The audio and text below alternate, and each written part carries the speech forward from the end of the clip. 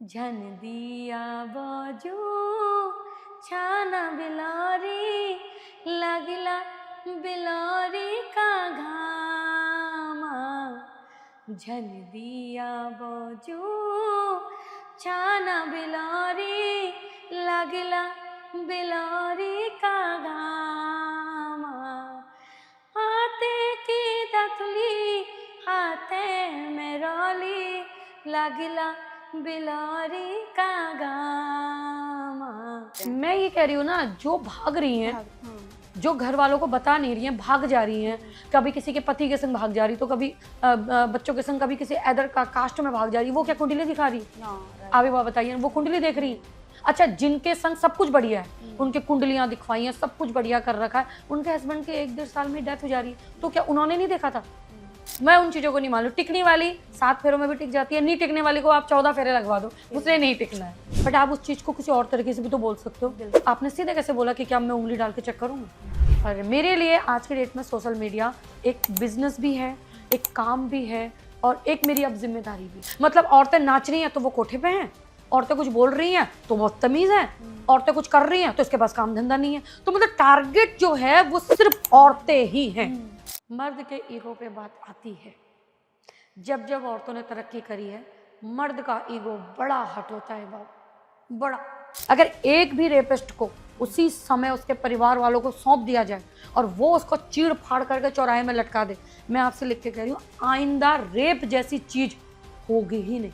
कि दिखलाएंगे तुमको केसरिया पानी कैसा होता है, और बिन सर के लड़ने वाला वो सेनानी कैसा होता है। दिखलाएंगे तुमको घोड़े हाथी पे कैसे चढ़ते हैं, और मुर्दों के छाती पर चढ़कर मर्दानी कैसे लड़ते हैं। नमस्कार दोस्तों, द कुसुम राणा शो में आपका स्वागत है। मैं हूं आपकी दोस्त और आपकी होस्ट, लेके आई हूं आपके लिए एक नया एपिसोड। आज की जो हमारे पास में मेहमान हैं वो बहुत ही खास है। सबसे पहले तो स्वागत है ज्योति जी आपका। एंड जैसे कि आज की डेट में सोशल मीडिया ने आपको एक नाम दिया है, उत्तराखंड की शेरनी जी। तो इस उत्तराखंड की शेरनी का जो सोशल मीडिया सफ़र है, ये कैसे शुरू हुआ?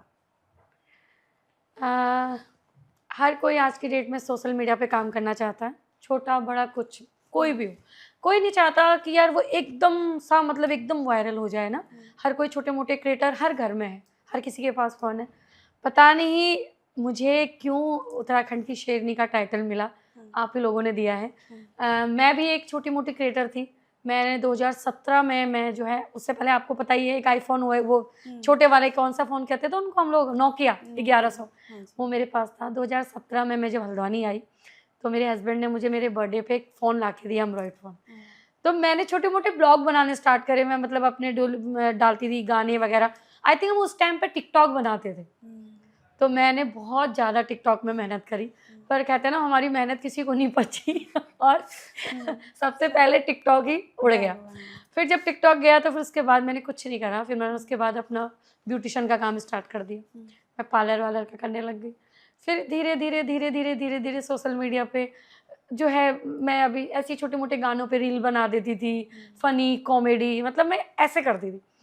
बट पता नहीं, मैं कहती हूँ ना कि शायद समय, कहते हैं ना, वो है ना कि समय से पहले और नसीब से ज़्यादा कभी इंसान को नहीं मिला।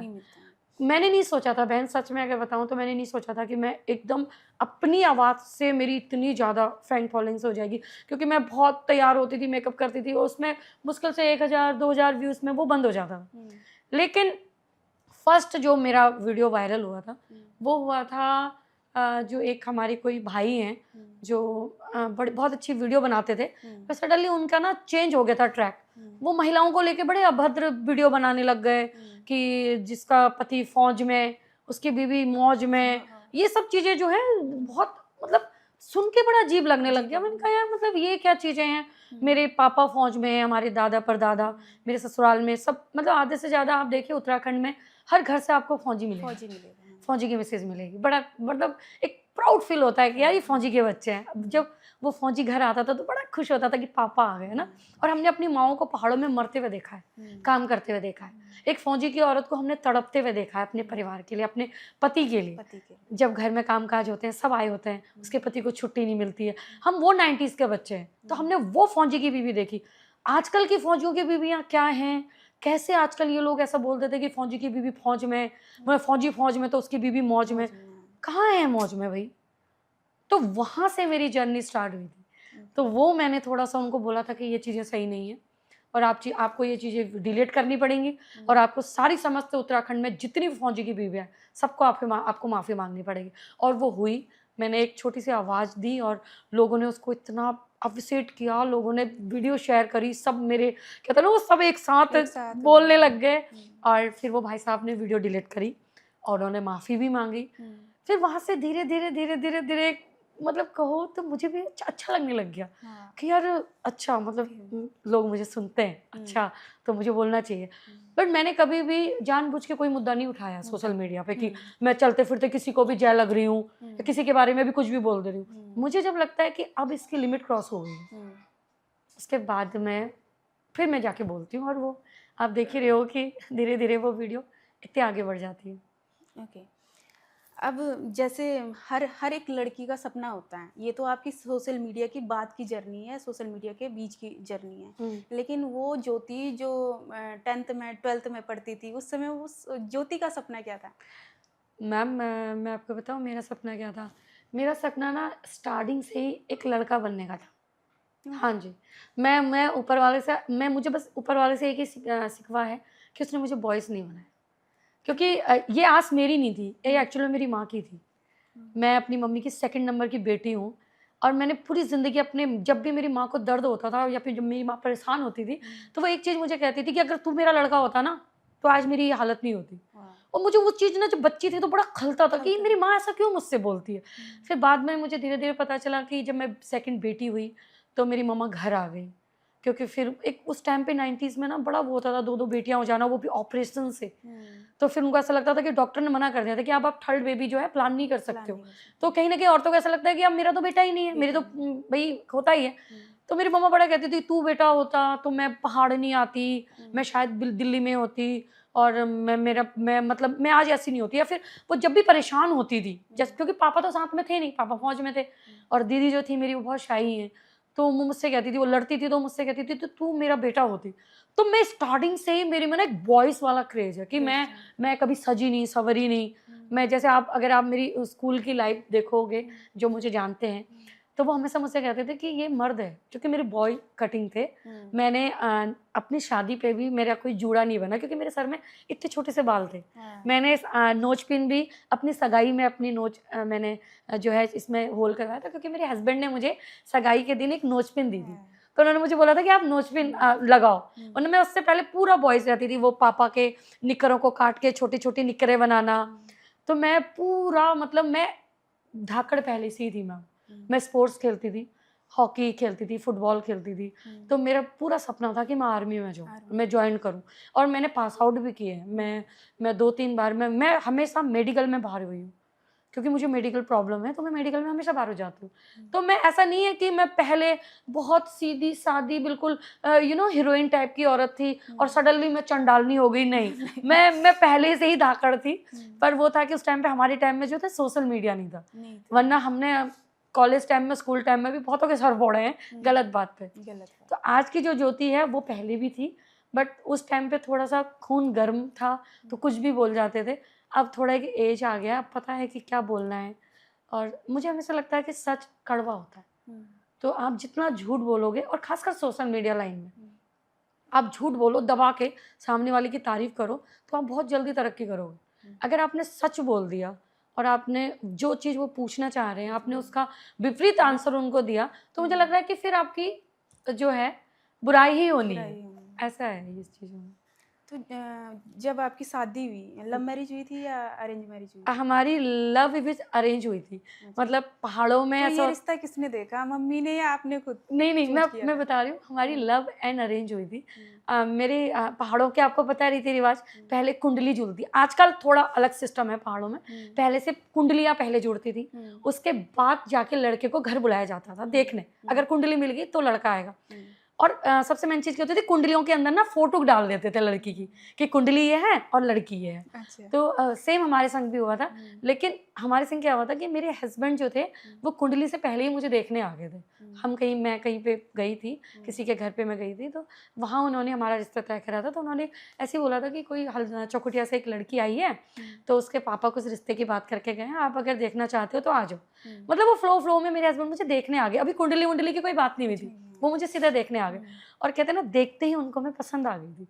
तो फिर उन्होंने बोला था कि अब भाई कुंडली हमारी मिली नहीं, क्योंकि मेरी कुंडली नहीं मिलती थी, मैं अष्टमंगली हूँ, तो मेरी कुंडली नहीं मिली। लेकिन मेरे हस्बैंड ने बोला कि चाहे कुंडली मिले चाहे नहीं मिले, मैं शादी करूँगा। तो वहाँ से हमारी लव मैरिज स्टार्ट हुई, क्योंकि मेरे हस्बैंड जो है वो मुझे पहले ही पसंद कर चुके थे। फिर हमारी कुंडली भी नहीं मिली है, ये सच है, बट मेरे हस्बैंड ने मेरी और अपनी कुंडली गंगा मैया में प्रवाहित करी और बोला, मैया अब यहाँ से हमारा सफ़र स्टार्ट होता है, तो भगवान की कृपा से सब कुछ बढ़िया है, 2 चाँद से बेटे हैं मेरे। और अच्छा, ये बात कह के आपने बहुत सारे लोगों के दिल का बोझ हल्का कर दिया, क्योंकि बहुत सारे लोग हैं जो अच्छे खासे रिश्ते में जुड़ना चाहते हैं, जी, लेकिन एक बिल्कुल। कुंडली के कारण वो बिल्कुल नहीं, अपने रिश्ते को तोड़ देते हैं। मैं ये कह रही हूँ ना, जो भाग रही हैं, भाग जो घर वालों को बता नहीं रही हैं, भाग जा रही हैं, कभी किसी के पति के संग भाग जा रही, तो कभी बच्चों के संग, कभी किसी अदर कास्ट में भाग जा रही, वो क्या कुंडली दिखा रही? राइट। आप एक बात बताइए, वो कुंडली देख रही है? अच्छा, जिनके संग सब कुछ बढ़िया है, उनके कुंडलियाँ दिखवाई हैं, सब कुछ बढ़िया कर रखा है, उनके हस्बैंड के 1 डेढ़ साल में डेथ हो जा रही है, तो क्या उन्होंने नहीं देखा था? मैं कुंडली बता, हमारे पहाड़ों में कहते हैं कि पहले मुनौ मिलाओ, फिर कुनौ मिलाओ। वो हम कुमाऊनियों में खासियत है कि पहले मुनौ मिलाओ फिर कुनौ मिलाओ। मतलब अगर आपका सर मिल गया, आपकी बातें मिल गई, आपके विचार मिल गए, तो कुंडलियाँ मिलनी ही मिलनी।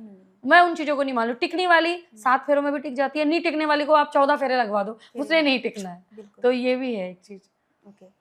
तो जैसे आपका जो ये सोशल मीडिया का सफ़र है, जी। और इसमें आपको पता है कि कितना आक्रोश आपके अंदर रहता है हमेशा, कि आप किसी भी चीज़ को अगर गलत देखते हो ना सोशल मीडिया में, तो आप पता नहीं कहाँ, मैं तो समझ में नहीं आता। मैं एक दिन सोच रही थी, मैं कहा ज्योति दीदी ये सर्च कहाँ से करती है, जी। कौन इनको ये वीडियो ला के देता है कि भाई इस पे बोलना है? हाँ, मुझे कैसे मिल जाती है आपको ये सारी मुझे वीडियो? खुद समझ में नहीं आ रहा। लोग कहते हैं कि ज्योति अधिकारी को कंट्रोवर्सी करने का शौक है, पर मैं ये कहती हूँ कि शायद ऊपर वाले ने मुझे बनाया ही इसीलिए है। मैं हुई ही बवाल। मैं देखो, मैं कह रही हूँ ना, अगर मैं अच्छा करूँ तब भी बवाल होना है सोशल मीडिया पे, मैं बुरा करूँ तब भी बवाल है। अब रही बात आक्रोश की ना, मैम, आप एक बात बताओ, आप तो मुझे चलो आज इंटरव्यू की तरह जान रहे हो, बट जो मेरे रिलेटिव हैं, जो मेरे अपने हैं, जिनके संग मैंने अपनी सोशल मीडिया की लाइफ से पहले भी जर्नी है, मैं बड़ी कॉमेडी टाइप की औरत हूँ। मेरा नेचर, आप मतलब आप अगर ये हटा के भी मुझे सामने बात करोगे, मैं बड़ी चिल हूँ। मैं बिल्कुल, मुझे हँसने हँसाने में बड़ा वो रहता है, लेकिन मैं एकदम चीज़ों को ले लेती हूँ आक्रोश में, मुझे आ जाता है गुस्सा। मुझे बड़ा, मैं नहीं चाहती कि सामने वाला किसी बच्ची के संग बदतमीज़ी करे, और मैं बड़ी अपनी मर्यादा में, जी नहीं आपने गलत करा, मुझसे नहीं होता। बिल्कुल नहीं होगा। मुझसे बिल्कुल नहीं होता है। और आज की डेट में तो मुझे लगता है कि अब औरतों को ना मर्यादाओं की कोई रेखा नहीं रखनी है। राइट। अगर हम इतनी ही मर्यादा में हैं, तो आप मुझे बताइए, जो कशिश हत्याकांड है, उस बच्ची की कहाँ क्या मर्यादा उसने तोड़ी? आप एक बार सोच के देखिए कि अगर उसी की जगह एक 15-16 साल की बच्ची का रेप हुआ होता, तो शायद लोग कहते पक्का इसका बॉयफ्रेंड होगा, पक्का कैरेक्टर लेस होगी, छोटे छोटे कपड़े पहने होंगे, अरे कितनों के संग होगी, वहां पे बात आ जाती है। अगर आप एक 7 साल की बच्ची का रेप कर रहे हो, तो आप सोचो ना कि उस बच्ची ने क्या आपको ऐसा दिखाया, क्या उसके अदाएं आपने देखी कि आपने उस 7 साल की बच्ची को भी नहीं बख्शा। सोचिए आप। तो इस मामले में सोचने के बाद हम आपको लगता है कि औरतों ने अपनी मर्यादाओं में घूंघट ओढ़ के आना चाहिए सरकार के आगे कि प्लीज हमारी इज्जतें बचाइए? नहीं होना चाहिए। चाहे आप महाभारत देख लीजिए, चाहे आप आज का युग देख लीजिए, जब जब बात हमारी कैरेक्टर पे आएगी, हमारी इज्जत, हमारी आबरू पे आएगी, फिर मुझे नहीं लगता कि हमें किसी के आगे झुकने की जरूरत है, चाहे वो कितने ही बड़े पद में हो।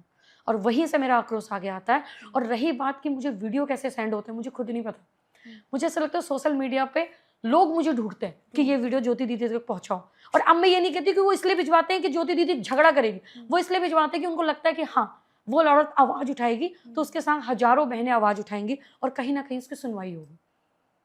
अभी आपने देखा हिमाचल का उस डॉक्टर वाला केस, उस बहन ने, पहले तो मैं सल्यूट करती हूँ उस माँ के जज्बे को कि उसने, चाहे लोगों के लिए वो छोटी सी बात है, आज पूरा मेडिकल बोल रहा कि वो तो हमारे मेडिकल का पार्ट है, बट आप उस चीज को किसी और तरीके से भी तो बोल सकते हो। आपने सीधे कैसे बोला कि क्या मैं उंगली डाल के चेक करूंगा?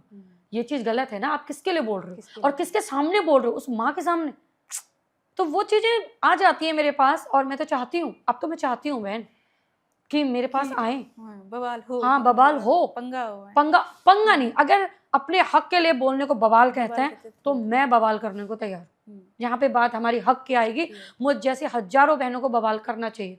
अगर वो बवाल करके हम अपनी बहू बेटियों को बचा सकते हैं तो बवाल करने में क्या दिक्कत है? करो बवाल। तो ये सारी चीज़ें मैं देखो, सबसे पीछे अगर आपके पास में बैक साइड आपकी मजबूत हो तो तभी आप ये सारी दबंगता दिखा सकते हो, वरना नहीं। तो ये सारी कॉन्फिडेंस आपको कौन देता है?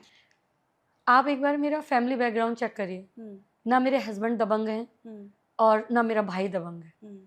मेरे हस्बैंड बहुत अच्छे फैमिली से बिलोंग करते हैं, टीचर जैसे उनकी फैमिली में हैं, डॉक्टर हैं उनकी फैमिली में, आर्मी से उनकी फैमिली में है, यहाँ तक कि उनके मेरे जो ससुर जी हैं वो बैंक से रिटायर्ड है। तो ये बहुत सौम्य परिवार है, ये लड़ाई झगड़े नहीं, अधिकारी लोग हैं नाम के, कास्ट के, और अल्मोड़ा से हम बिलोंग करते हैं। बट मेरे हस्बैंड ना, मैं कहती हूँ ना, ऊपर वाला जोड़ा बड़ा अजीब सा बनाता है, मतलब उसके जोड़े में भी मुझे सलाम करना। मेरे हस्बैंड जितने साई हैं मैं उतनी ही चुलबुली हूँ, मेरे हस्बैंड जितने सीधे हैं मैं उतनी ज़्यादा गंदी हूँ।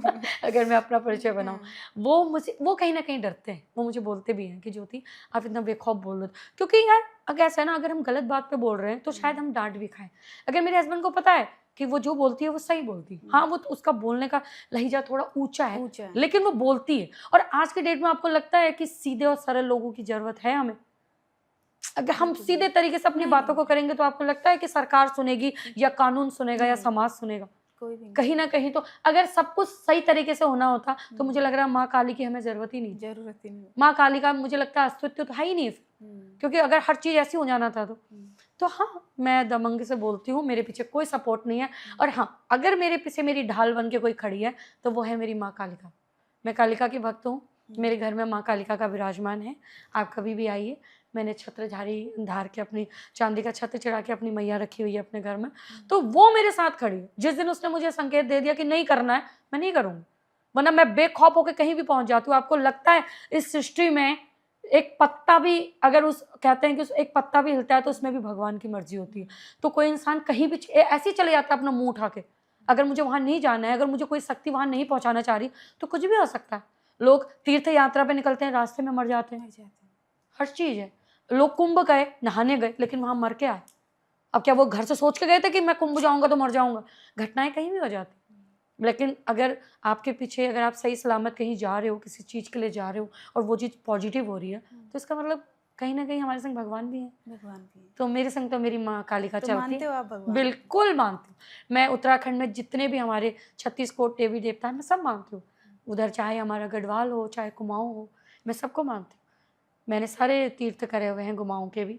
माँ धारी देवी को मैं मानती हूँ, और कालिका मैया, हाट कालिका को मैं मानती हूँ। तो मैं मानती हूँ। ज्योति जी का और डेली रूटीन क्या है?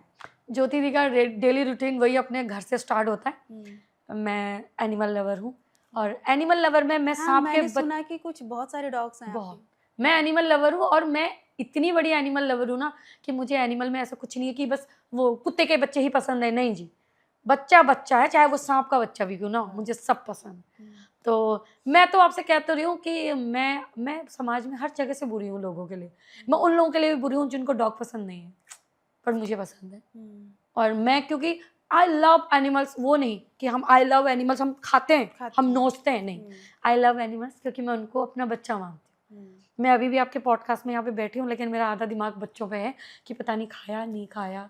मैं जब तक, बीच में मेरा एक बच्चा खो भी गया था, मैंने वीडियो डाली थी, तो बहुत से लोगों के कमेंट आए थे, अरे छोड़ो ना यार, इतने सारे हैं, क्या फ़र्क पड़ता है? पड़ता है मुझे, रियली जी। मेरे 12 क्या, अगर मेरे 12 लाख भी अगर मेरे पास डॉग हैं, उसमें से एक शाम को घर ना आए तो मुझे ऐसा लगता है मेरा एक बच्चा खो गया। मुझे चाहिए बच्चे, तो मैं जानवरों के लिए पागल हूँ। मुझे जानवर भी पसंद हैं, और डेली रूटीन में यही है, मैं सुबह अपने बच्चों के लिए खाना बनाती हूँ, दिन में उन बच्चों के लिए बनाती हूँ, थोड़ा बहुत अपना पार्लर, मेरा कॉस्मेटिक है, मैं वो देखती हूँ, फिर मैं सोशल मीडिया पे देखती हूँ। और मेरे लिए आज के डेट में सोशल मीडिया एक बिजनेस भी है, एक काम भी है, और एक मेरी अब जिम्मेदारी भी है। जिम्मेदारी। अब मेरी सबसे बड़ी अगर बहन मैं आपको बताऊं तो मेरी जिम्मेदारी। जिम्मेदारी। मुझे ऐसा लगता है कि जो लाखों महिलाएं जो मुझे कॉल करती हैं, मैसेज करती हैं कि दीदी आपसे बात करनी है, मुझे ये बहुत सी ऐसी प्रॉब्लम है महिलाओं की जो मैंने अभी तक सोशल मीडिया में डाली भी नहीं। मैं अंदर ही अंदर उनको सॉल्व कर चुकी हूँ, क्योंकि बहुत सी औरतें ऐसी जो बोलती दीदी हमारा नाम नहीं लेना, दीदी हमारी वीडियो में डालना। तो क्या आपको क्या लगता है कि मैं उनको सॉल्व नहीं कर रही हूँ? पौड़ी से, टिहरी से, धराल, क्या कहते हैं यहाँ इधर गढ़वाल, हर जगह से, जौनसार, हर जगह से मुझे कॉल आते हैं। और मैंने सोशल मीडिया पे अपना नंबर भी डाला कि करो आप बेधड़क मुझे कॉल, जो भी होगा। ज्यादा से ज्यादा क्या होगा, मार देंगे, मर जाएंगे, लेकिन हक के लिए बोल के जाएंगे। अजर अमर रहने तो हम भी नहीं आए यहाँ, मरना तो है ही। कोई कैसे मरे, कोई कैसे मरे। तो ये भी एक है कि मैं डरती नहीं। जब मैं पॉडकास्ट के लिए आपके लिए वो कर रही थी तो मैंने एक वीडियोस देखी आपकी, उससे ही मैं एक हंसता हुआ नूरानी चेहरा, हाँ, बड़ा फेमस हुआ आपका। बहुत ये बात क्या थी? मैं आज नहीं तक समझ देखिए ना, वो ऐसा था कि मुझे एक भैया ने कमेंट करा था कि ये आवारा औरत के पास कुछ काम नहीं है, ये घर के काम कब करती है। तो मैंने बड़े एक फनी अंदाज में बोला था कि जब तू नाली में पड़ा होता है, जब कुत्ते तेरा मुंह चाट रहे होते हैं, उस टाइम पे हम घर का काम कर रहे होते हैं। तो उसमें एक माता रानी का मैया ही थी, तो उनका मुझे उनका एक कमेंट आया था कि ये इस फालतू औरत को तुम देखते क्यों। और मैंने उनका जब चेहरा देखा तो यार वो सच में, मतलब मैं ये तो नहीं कहती, लेकिन मतलब आप या तो चलो ऊपर वाला आपको शकल अच्छी नहीं दे, लो बातें अच्छी कर लो। मैं कहती हूँ ना कि एक जगह से तो आप उसको मैनेज करो। अब आपकी शकल भी अच्छी नहीं है, ऊपर से आप बातें भी इतनी गंदी कर रहे हो। फिर मुझे बड़ा समझ में, मैंने कहा वाह, हंसता हुआ नु ये रानी चेहरा। मैंने वो एक फनी में बोल दिया था, और उसको रातों रात लोगों ने जो है वायरल कर दिया। वो इतना वायरल हुआ कि उन्होंने फिर वो कमेंट भी डिलीट करा। और मुझे देख के मैं आपको एक चीज कहना चाहती हूँ ना, आज जो ट्रेंड मेरा था, मतलब मैं जो वो ट्रेंड मैं ही लाई कि अगर आपको कोई बुरे कमेंट करता है तो पहले से लोग क्या करते थे, बुरे कमेंट करते ही उस चीज को डिलीट कर देते। कितना डिलीट करेंगे? अगर मुझे एक दिन का 1000 आदमी गलत कमेंट कर रहा है तो मैं 1000 लोगों को ब्लॉक तो नहीं कर सकती ना। अगर मैं उसमें से एक को चुन के उसकी क्लास ले लूं तो जो बाकी के 1000 है उनकी हिम्मत बंद होगी। अगर आपने मुझे गाली दी, मैंने आपको चुप कराया, तो आप, मुझे लगता है आप नेक्स्ट टाइम दूसरे को दोगे। तो क्यों ना मैं ही तुम्हें पहले उस चीज को समझाऊं। तो मेरा ट्रेंड ये है कि मैं सबसे पहले उनके बुरे कमेंट उठाती हूँ, फिर उनकी प्रोफाइल में जाके उनके फोटो निकालती हूँ, फिर उनको चिपकाती हूँ, फिर मैं उन लोगों से कहती हूँ कि ये वो वहां से है। फिर वो मेरी वीडियो भी डिलीट करते हैं, कमेंट भी डिलीट करते हैं, और वो दोबारा किसी लड़की को वीडियो और कमेंट करने से पहले बंद कर देते।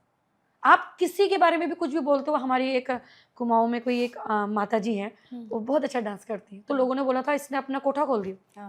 अब सोचिए ना जरा, जब उनके बच्चे, उनके परिवार वाले वो कमेंट सुन रहे होंगे तो कितना बुरा लग रहा है, कितना बुरा। मतलब औरतें नाच रही हैं तो वो कोठे पे हैं, औरतें कुछ बोल रही हैं तो वो तमीज है, औरतें कुछ कर रही हैं तो इसके पास काम धंधा नहीं है। तो मतलब टारगेट जो है वो सिर्फ औरतें ही हैं। उनको सारी, मुझे लग रहा है वो भगवान ने औरत कम उसको संस्कार की टोकरी बना के भेजी है। और ये संस्कार की बातें हमसे करता कौन है? जो रावण के खानदान से भी गया गुजरा है, वो हमसे संस्कार की बातें करते हैं, हमें मर्यादा की बातें सिखाते हैं। अब इस टाइम में, कलयुग में, जब सीता मैया के टाइम पे नहीं थे अच्छे लोग, जो साक्षात हमारी लक्ष्मी मैया थी, वो धरती पे आई, वो उनको इतना अनादर करके उनको वो इस तरह से गई कि वो रो के गई है। उनके आंसू गिरे हैं इस धरती पे, वो रो के गई हैं, वो बोल के गई हैं कि मैं दोबारा कभी इस धरती पे ना आऊं। तो वो लोग जब उस काल में, जब द्रेता युग में ऐसे नंगे थे, तो इस टाइम पे तो आपको लगता है कि कलयुग में हमें कोई देवता आदमी ढूंढने को मिलेंगे बाहर? यहाँ एक के बढ़कर एक है जो दूसरे की टांगे खींचने को बैठे। तरक्की किसी को पसंद ही नहीं है भैया। और मैं तो आज आपके पॉडकास्ट से एक चीज, अगर इतना सच हो ही गया है तो एक सच मैं और बताऊंगी कि हाँ, मर्द के ईगो पे बात आती है। जब जब औरतों ने तरक्की करी है, मर्द का ईगो बड़ा हट होता है बाबू, बड़ा। पता नहीं क्यों। आप अच्छा भी कर रहे हो तो मुझे कहीं ना कहीं उनको ऐसा लगता है कि सही कर रही है, बट जहाँ पे आपने थोड़ा सा एक वो दिखा दिया ना कि हम कर रहे हैं, पता नहीं क्यों वहां पे एकदम मर्द का ईगो आ जाता है कि अच्छा जी, अच्छा जी। तो मैंने देखा मर्द का ईगो छोटी छोटी चीजों में हट हो जाता, पता नहीं। राइट, ग्रोथ करने पे आ जाता है, छोटी छोटी बात। तो आप जैसे आप जब किसी इशूज पर बोलती है तो लोगों के दिल तक बात पहुंचती है, ये कॉन्फिडेंस कहाँ से आता है आपके अंदर? मुझे तो ऐसा लगता है ना, मैंने हमेशा सोचा है कि अगर आप सच बोल रहे हो, कोई भी बात अगर आप सच्ची बोलो, देखो अगर आप मुझे अभी यहाँ पे ना लिख के बैठाते कि मैम आपने इस सवाल का ये जवाब देना है, फिर मैं उसको पढ़ती, फिर मैं उसको अपने हिसाब से, मैंने आपको बोला है ना, मैं हमेशा बेखौफ बोलती, और मैं कोई ऐसा नहीं है कि मैं पहले दिन तैयारी करूं। अगर मैं ऐसे पहले दिन तैयारी करके गई होती तो मुझे ना दुनिया गाली नहीं बक रही होती, राइट। क्योंकि फिर मैं वो बोलती ना जो मुझे जो लगता है कि तू भी अच्छा, तू भी अच्छा, आप सब अच्छे, मुझसे नहीं होता। मैं कहीं भी जाती हूँ, मैं पहले उनके चेहरे देखती हूँ, और मुझे ना कहीं ये है, अगर मैं माँ काली की भक्त हूँ तो मुझे वो हो जाता है अंदर से फील। अंदर से तो मैं ना आदमी की नजरें पहचान लेती हूँ कि अच्छा जी ये है हिसाब किताब, फिर मैं समझ जाती हूँ कि अच्छा। तो मैं जो भी बोलती हूँ, अगर अभी मैं देखो ना, मैं साफ और सीधा बोलती हूँ, और वो बातें ना आम इंसान के दिल पे कनेक्ट हो जाती हैं डायरेक्टली। अगर मैं बोलूँ देखिए अब उस बच्चे की माँ के संग इन्होंने ऐसा बोला, लेकिन हमें अपनी मर्यादा में रहना चाहिए, हमें उस डॉक्टर के खिलाफ कुछ कार्रवाई तो करनी चाहिए, वो नहीं पहुंचेगा। वो ऐसा हो जाएगा कि यार ये घिसा पिटा डायलॉग। अगर मैं सीधा कह रही हूँ कि चाहे वो डॉक्टर है, चाहे वो प्रधानमंत्री है, बात हमारी इज्जत पे आएगी तो हम किसी को नहीं देखेंगे, हम किसी को नहीं देखेंगे, चाहे हमें उसको चारों तरफ से घेरना पड़े, हम उसके पीछे अपने देवता भी लगाएंगे, हम खुद भी लगाएंगे, और हमारे पैर का जूता हमारे हाथ में आने में देरी नहीं लगना चाहिए। ये मेरा है, और इसीलिए मैं शायद लोगों से इतनी जल्दी कनेक्ट हो जाती हूँ। आज के डेट में लोग मुझे सर्च करके देख रहे, ज्योति अधिकारी कौन सी ज्योति अधिकारी है? तो सारे ज्यादा मतलब ये सोचो कि कुमाऊं की आज की डेट में आप ब्रांड बन चुकी हैं। हाँ, हाँ। और अब अगर कहीं पे भी कुमाऊं का नाम आता था, ज्योति अधिकारी। हाँ, ये चीज पहले से ज्योति अधिकारी कहने में इतने सारे निकल जाते थे, मैं कहती थी कौन सी वाली, लेकिन आज अगर आप एक ज्योति अधिकारी डालो तो मैं ही आती हूँ। और मैं इस चीज़ का मैं कहती हूँ अपनी माँ धारा देवी से भी और अपनी कालिका मैया से भी, कि मुझे इस चीज़ का अभिमान कभी नहीं आना चाहिए बहन। मैं जो भी काम करूं, चाहे मैं बच्चों के लिए करूं, चाहे मैं पुरुष के लिए करूं, चाहे मैं जानवरों के लिए करूं, मैं कहती हूँ कि मेरे अंदर कभी अभिमान नहीं आना चाहिए। मैं खुद कहती हूँ कि आपके घर में कोई भी छोटा बड़ा मैटर है, आप मुझे बताओ। पहले तो औरतें अपने प्रति जो भी हो रहा है उसको छोटे में ना लें, कोई बात। अगर मैं यहाँ से गई, वो बगल वाला मुझे डेली आंख मारता है, ये कोई बड़ी बात छोटी बात नहीं है। आप उसको पॉइंट कर रहे हो कि आज वो सिर्फ आपको आंख मार रहा है, आने वाले टाइम में वो आपको हाथ भी लगाएगा, हो सकता है एक दिन उसकी हिम्मत बढ़ेगी, वो आपका रेप तक करने की सोचेगा। तो आप इस छोटी छोटी चीजों को मत सोचो ना, आप ये देखो कि जहां इन्होंने हमारी ईगो को हट करी, जहां इन्होंने अभद्र बोला, हमने उसके खिलाफ सीधे एक्शन लेना, ताकि वो एक से वो 10 की हिम्मत कटेगी। अगर एक भी रेपिस्ट को हमको चौराहे पे दे दे और हम उसकी गर्दन काट दें, तो आपको लगता है कि फिर दोबारा कोई रेप करने की सोचेगा? नहीं सोचे। अगर कोई भी अगर देखे ना, अभी पाकिस्तान के और इंडिया के बीच में इतनी वो वॉर हुई, तो हमारे मोदी जी ने जो भी करा, लेकिन अब दोनों कंट्री, वो वाली कंट्री कुछ भी करने से पहले सोचेगी, क्योंकि हमारे संग हमारे मोदी जी खड़े, हमें पता है कि कुछ भी गलत होगा हमारे मोदी जी उसमें संग खड़े। तो वही मैं कह रही हूँ, अगर हमारी बेटियों के लिए कब कहाँ, अभी हरियाणा वाला केस देखिए आपने, क्या हुआ लास्ट में, उसको कैरेक्टर सर्टिफिकेट कर दिया कि भैया वो कैरेक्टर लेस थी, उसको उसके बॉयफ्रेंड ने मारा। कुछ भी हो जा रहा है। अंकिता भंडारी का केस उठा के देख लीजिए, अगर एक भी रेपिस्ट को उसी समय उसके परिवार वालों को सौंप दिया जाए और वो उसको चीड़ फाड़ करके चौराहे में लटका दे, मैं आपसे लिख के कह रही हूँ, आइंदा रेप जैसी चीज होगी ही नहीं। और आज की डेट में रेप सिर्फ उनका नहीं हो रहा है जो आवाज उठा रही है, जो रोड में आ रही है, रेप उन सबका हो रहा है जो आवाज ही नहीं उठा रही है। यहाँ तक कि जानवर भी सेफ नहीं है मैम। आपने कितने केस ऐसे देख रखे हैं कि जानवरों के संग भी। तो ये कहाँ जा रहा है हमारे समाज, और समाज इतनी गंदी तरीके से जा रहा है। और लेकिन भैया हम लोगों ने अपनी मर्यादा में रहना, हमने वो जो मर्यादा की वो जो डोर है उसको बिल्कुल कस के पकड़े रहना, वो छोड़नी नहीं है हमने। चाहे हमारी इज्जत आबरू सब उड़ जाए, लेकिन वो मर्यादा में रहो। तो मैं कहती हूँ कि अगर हमारी इज्जत पे बात आ जाएगी तो कब तक आखिर में मर्यादा की टोकरी हमारे सर में। पुरुषों के लिए भी तो कहीं मर्यादा होगी कि तू हवस का शिकार बनाने से पहले देख तो ले कि सामने वाली है कौन, वो बच्चा है क्या, तू क्या पालेगा उसमें 1-1.5 घंटे के अंदर, क्या तुझे ऐसा मिल जाएगा। ये चीजें बहुत हो रही हैं और कभी ना कभी आवाज उठानी पड़ेगी। महिलाओं के लिए इतना अंदर से, मतलब इतना वो क्यों है आपके अंदर? मुझे पता नहीं क्यों है मैम। मैं पहले नहीं थी ऐसी, मतलब पहले भी थी शायद। मैं मुझे ऐसा लगता है कि जो वो एक चिंगारी थी ना मेरे अंदर, पहले तो ऐसा था ना मैम, आधे से ज़्यादा सोशल मीडिया की वजह से भी हो गया। पहले से होती थी घटनाएं, पर इतना आगे आती नहीं थी क्योंकि सोशल मीडिया चीज़ें चुप जाती थी, सोशल मीडिया पे छुप जा। अब पहले हमारे टाइम पे भी रेप होते होंगे, लेकिन कभी किसी ने आवाज़ नहीं उठाई, वो सिर्फ कानून के कागजों में लिख के वहीं बंद हो गए। आज की डेट में अगर आपको न्याय चाहिए तो आपको सोशल मीडिया पे आना पड़ेगा। राइट। आप अगर अभी आपकी बच्ची की संगत होता है, आप कोर्ट कचहरी जाओ, आपको कुछ नहीं मिलेगा। आप अगर वो आवाज अगर आप सोशल मीडिया पे डाल दो तो उसका रातों रात रिजल्ट आ जाता है। तो आपको सोशल मीडिया पे आना पड़ेगा, चाहे सही के लिए आओ चाहे आप गलत के लिए हो।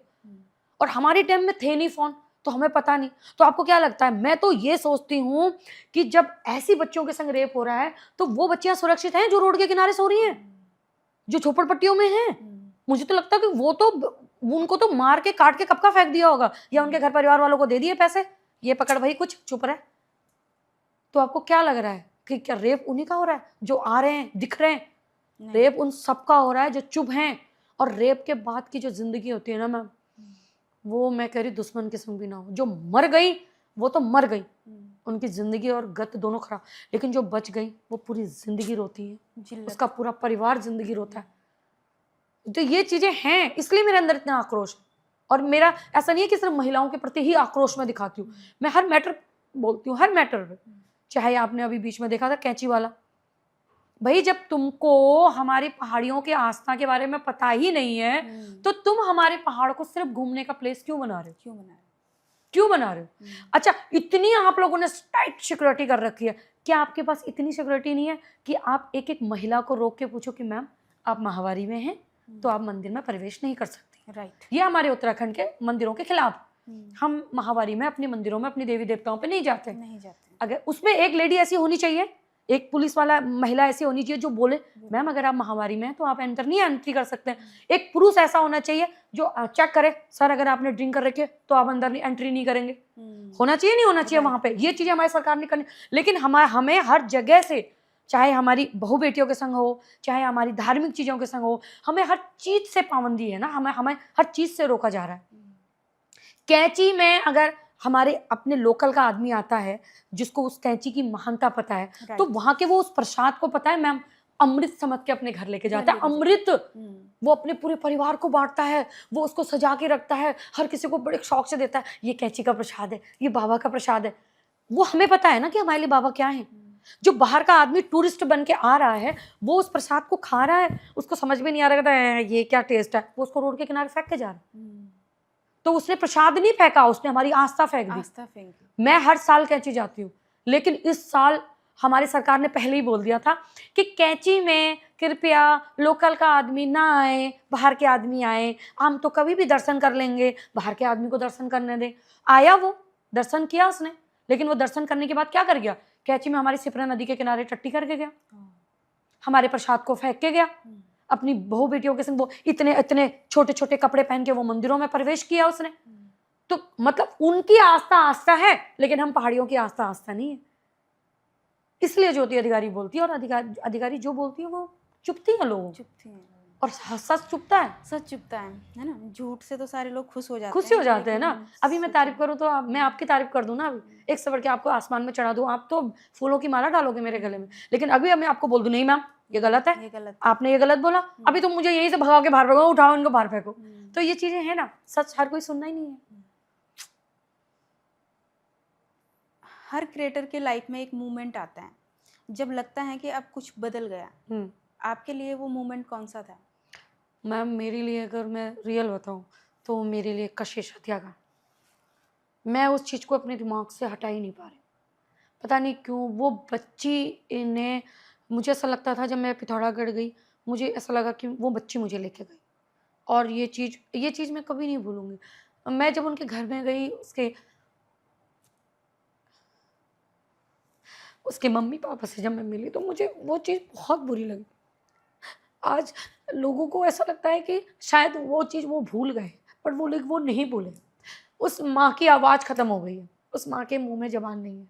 और वो पिता जो रात के 2-2 बजे उठ के रोता है। आप कभी भी जिन बच्चों का रेप होता है आप उनसे तो पूछिए, लेकिन उनके माँ बाप से पूछिए कि उन पे क्या बीती, उनके परिवार पे क्या बीत रही है जब वो उस चीज़ को याद करते होंगे, अपनी बच्ची के बारे में सोचते होंगे। उसकी उम्र की बच्चियाँ जब आज चलती होंगी, घूमती होंगी, तो क्या वो माँ अपनी बच्ची उस बच्चियों में नहीं देखती होगी कि आज अगर बड़ी होती तो इनके बीच में होती। तो मुझे कशिश के केस को मैंने इतना डीपली ले लिया था। लोग मुझे कहते भी थे कि इसने तो इसको कमाने का धंधा बना दिया, हर दिन कशिश करती है। पता नहीं क्यों उस बच्ची ने मेरे दिमाग में एक ऐसी छाप छोड़ी ना मैम, मैं नहीं चाहती कि उत्तराखंड में उसके बाद कशिश के बाद कोई और ऐसी बच्ची आए। और मैं दिल से नहीं चाहती कि यार अब कोई कुछ भी हो, लेकिन चरित्र पे बात, कैरेक्टर पे बात, रेप जैसी चीज़ हमारी उत्तराखंड में क्या कहीं ना हो उस बच्चे के संग। जब मैं पहली बार पिथौरागढ़ पहुंची, मैंने उसके माँ बाप से मिली, मैंने उनके घर में एक गिलास पानी का भी नहीं पिया। मुझे ऐसा लगा कि ये लोग कैसे जिंदा हैं। वो एक आस, एक उम्मीद से जिंदा है। बहुत वो मोमेंट मेरा लाइफ का सबसे वो था। मैंने अपना घर छोड़ा, मैंने अपना परिवार छोड़ा, मेरे बच्चे के पेपर चल रहे थे, मैं सब छोड़ के, और सल्यूट है मेरे हस्बैंड को। मैं सच्ची बता रही हूँ, आज लोग मुझसे कहते हैं कि ज्योति अधिकारी इतनी हिम्मत वाली। मेरे पीछे ना मेरे हस्बैंड का बहुत साथ है, बहुत। मेरे हस्बैंड मुझे कभी किसी चीज़ के लिए मना नहीं करते। वो मेरे संग आए हैं, स्टूडियो में बैठे हैं, उन्होंने कभी मुझे किसी चीज़ के लिए मना नहीं करा। वो शायद वो डरते भी हैं कि अगर मैं इसको कहीं चीज़ चलो रोक लूँ तो ये और वो ना हो जाए। वो मुझे कहते हैं जाओ, तुम्हें जो सही लग रहा है। मैं फर्स्ट टाइम उसमें बैठी और मैं गई वहाँ और मैं बोली, और मैं धन्यवाद करना चाहती हूँ समस्त उन बहनों का जो उस रैली को उन्होंने ऐसा भव्य रैली बनाया, और तुरंत 2 दिन के अंदर ही उसका रिजल्ट आया, और जो भी था हमारा केस में दोबारा सुनवाई हो गई है। उनके माँ बाप को एक आस और बन गई है कि अब जो है हमारी बच्ची को इंसाफ मिलेगा, और मैं चाहती हूँ कि सच में उनको इंसाफ मिले, क्योंकि वो माँ बाप नहीं भूल पा रहे हैं, और वो भूले भी ना। मैं तो चाह रही हूँ कि वो बिल्कुल ना भूले इस चीज़ को कि हमने अपनी उत्तराखंड से एक ऐसी बच्ची खोई है ना। बहुत वो मोमेंट मेरे लिए, मैं उस चीज़ को कभी नहीं, वो कशिश और न किसी ने मेरा कुछ नहीं बदला, लेकिन हाँ कशिश के मैटर में जब मैं आई उसके बाद मुझे लगा कि अब ज्योति, अब नहीं, अब तुझे कुछ करना है तो फिर वहाँ से स्टार्ट। अच्छा, आपका इंस्पिरेशन कौन है? मेरी माँ।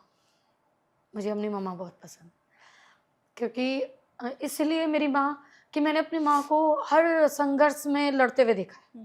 और मेरी ही माँ नहीं, मैंने उत्तराखंड की जितनी भी माएँ हैं, अगर आपको कुछ बनना चाहते हो ना तो आप अपने घर में अपनी माँओं को देखो।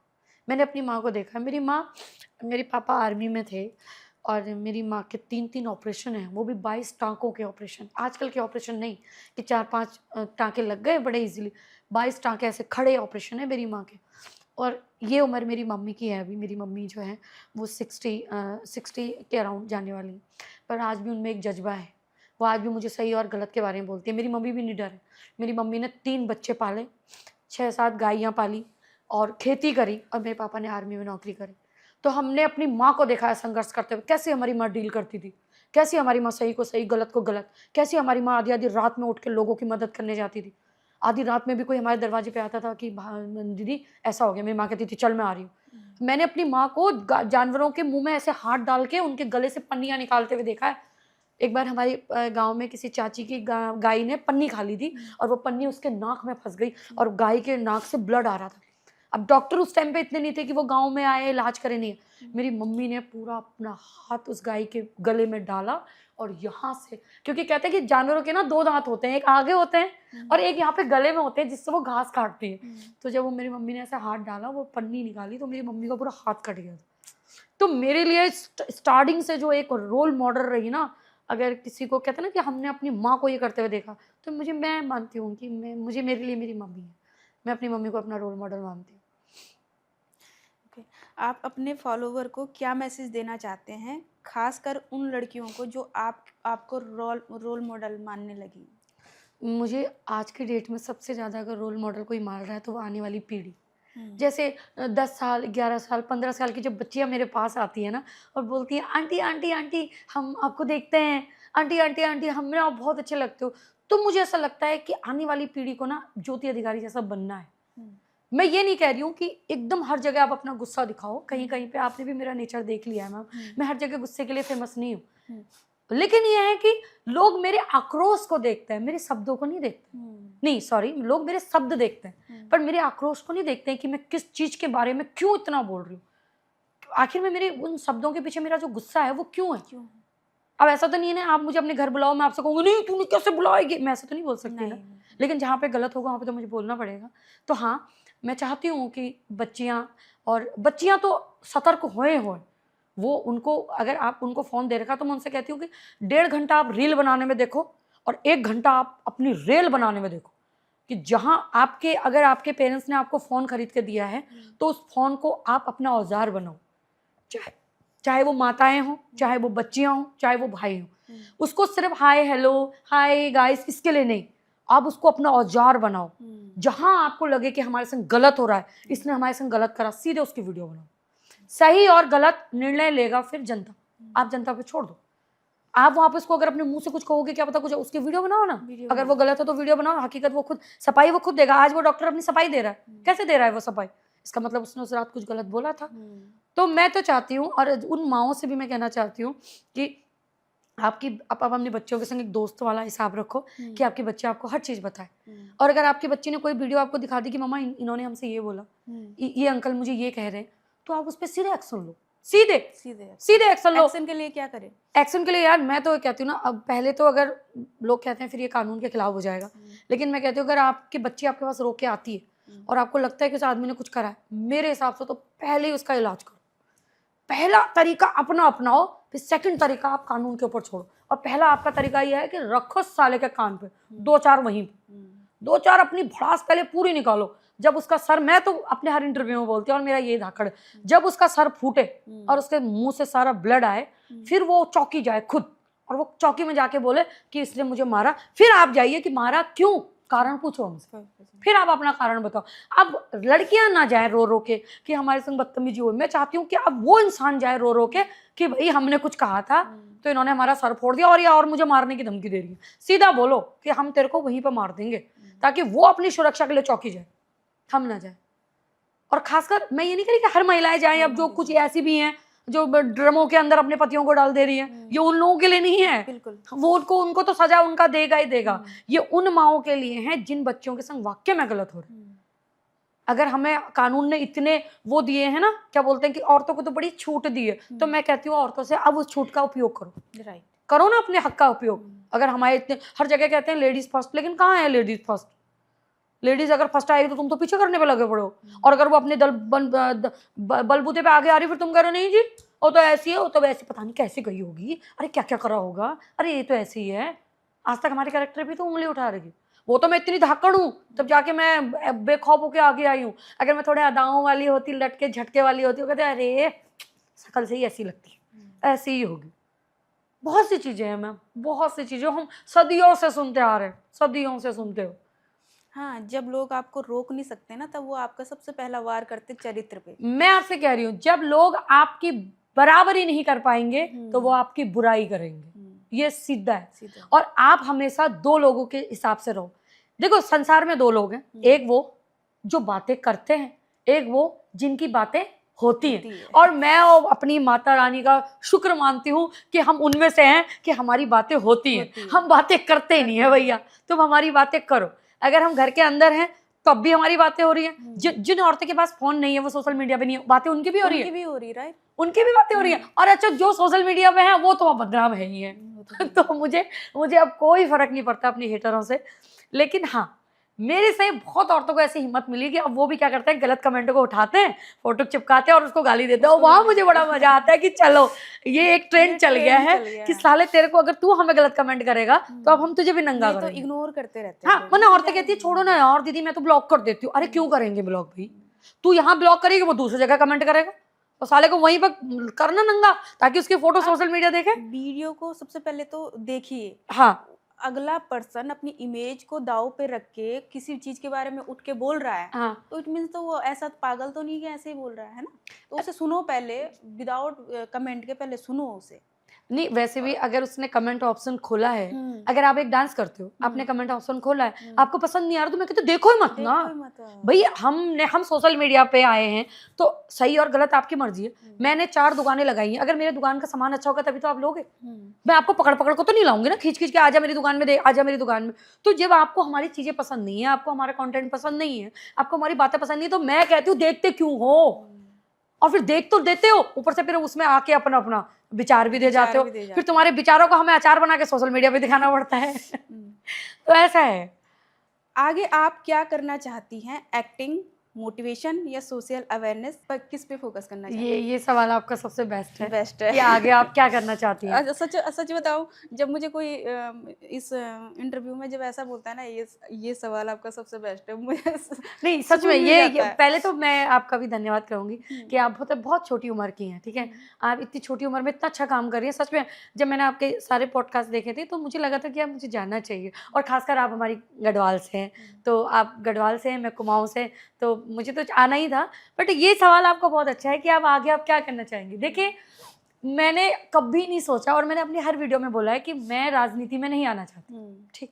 मुझे कोई पावर नहीं चाहिए, लेकिन अगर समाज को मैं एक नई दिशा दिखा दिशा दे सकूं, रही हूँ। ठीक, और मैं अगर मेरे से, मैं चाहती हूँ कि कुछ चीज़ अगर मेरे द्वारा चेंज हो जाए, जो जितनी मेरी बहनें, अगर इनकी आस मेरे पे है, इनकी उम्मीदें मेरे साथ हैं, तो शायद आने वाले टाइम में मैं, हाँ बिल्कुल, मैं कोई किसी पावर में आना चाहूँगी, किसी पावर में। हाँ पक्का। मैं कोई ऐसा पार्टी नहीं कहती कि मैं इस पार्टी से, मैं उस पार्टी से, मुझे कोई भी पार्टी ले, अंदाज मेरा यही रहेगा। पार्टी चेंज हो जाएगी लेकिन अंदाज चेंज नहीं होगा। चेंज नहीं। मैं अपना अंदाज कभी कहीं नहीं बेचूंगी। तो अभी तक आप किसी भी राजनीति से बिल्कुल नहीं नहीं, मैं किसी भी राजनीति से नहीं हूँ, और ना ऐसा मेरे पास कोई ऐसे आते हैं, घर पे आते हैं, मैं ये नहीं कहूँगी, मुझे कॉल भी आते हैं और आते भी हैं कि मैम यहाँ आ जाइए, नहीं। मैम कहीं भी जाए, मैं आपसे कह रही हूँ, चाहे मैं किसी भी पार्टी में आऊँ, मेरा अंदाज यही रहेगा, मोटिवेशन एक ही चीज़ रहेगा कि मुझे जहाँ गलत लगेगा मैं अपने इसी रौद्र रूप में आऊँगी। मैं कोई वहाँ पे भी ऐसा नहीं है कि मैं अगर कल को कोई अच्छे पद में आ गई तो मैं ऐसे करके पढ़ूंगी कि ये श्रीमान वो श्रीमान, जी नहीं। अगर वो गलत है तो वो कोई श्रीमान नहीं है मेरे लिए, मैं उसको वहीं पे उसका सबक सिखाऊंगी। अगर मुझे लगता है, मैं कोई गुंडागर्दी गाली गलौज करने तो आऊंगी नहीं इन मामलों में, लेकिन हाँ अगर मेरे द्वारा कल को कुछ औरतों का भला हो जाए, या फिर एक समाज में एक नई आए, सोच आए कि यार अब नहीं, जो हो गया वो हो गया, अब नहीं, एक आस कहते हैं ना, अगर लाखों औरतों की अगर आस मेरे से जुड़ी है तो मैं आऊंगी, और मुझे ऐसा लगता है आने वाले टाइम में मैं पक्का मैं और आऊंगी। जितनी भी महिलाएं ये पॉडकास्ट को सुनेंगी, मैं तो वही रिक्वेस्ट करना चाहूँगी भाई, कि अगर आपके साथ में कोई भी कुछ भी चीज़ें होती हैं तो ज़रूर इनको फॉलो करें, क्योंकि एक मतलब इस कलयुग में, सच बता रही हूँ मैं, कि आप ही हो जो देवी रूप में आए हो और पता लोगों नहीं। को, महिलाओं के लिए बढ़ चढ़कर हिस्सा ले रहे हो, भाग ले रहे हो। और ऐसा नहीं कि उसमें आप कई लोगों के क्रिटिसाइज भी सह रही हो, आप बहुतों के ट्रोल हो रही हो, ट्रोल कई हो चीजें रही हो हूँ रही मैं। देखो ना, मैं ये कहती हूँ ना, मैंने हमेशा बोला है कि औरतों ने 3 टाइम 4 टाइम का खाना बनाने से अलावा कुछ करा भी नहीं। खासकर मैं पहाड़ की बात करूँ, कुछ औरतें हैं जो पढ़ लिख के आगे चली गई, लेकिन कुछ औरतें हमारी माताएं ऐसी हैं जिन्होंने अपनी गाय बच्ची 3 टाइम का काम करा, अपने बच्चे पाले, उनके लिए समाज संसार वही हो गया। लेकिन अब मैं चाहती हूँ कि महिलाएं हर मुद्दे में आगे आएं, चाहे वो मुद्दा छोटा हो, चाहे वो मुद्दा बड़ा हो, चाहे बात बेटी की हो, चाहे बात बेटे की हो। अभी आपने देखा पेपर लीक हो गए, क्या उसमें हमारी बहनों ने आना नहीं चाहिए था? भैया वो माएँ भी तो अपना पेट काट काट के उन पैसों को जमा करके अपने बच्चों को पढ़ा रही हैं। बहुत से बच्चे उसमें ऐसे थे जिसके पापा है ही नहीं, सिंगल माओ ने पढ़ा पढ़ा के अपने बच्चे भेज रखे। तो क्या महिलाओं को हक नहीं था बोलने का आके कि भैया मेरे पेपर कैसे लीक हो गया, कैसे मेरे बच्चे ने की मेहनत बर्बाद गई?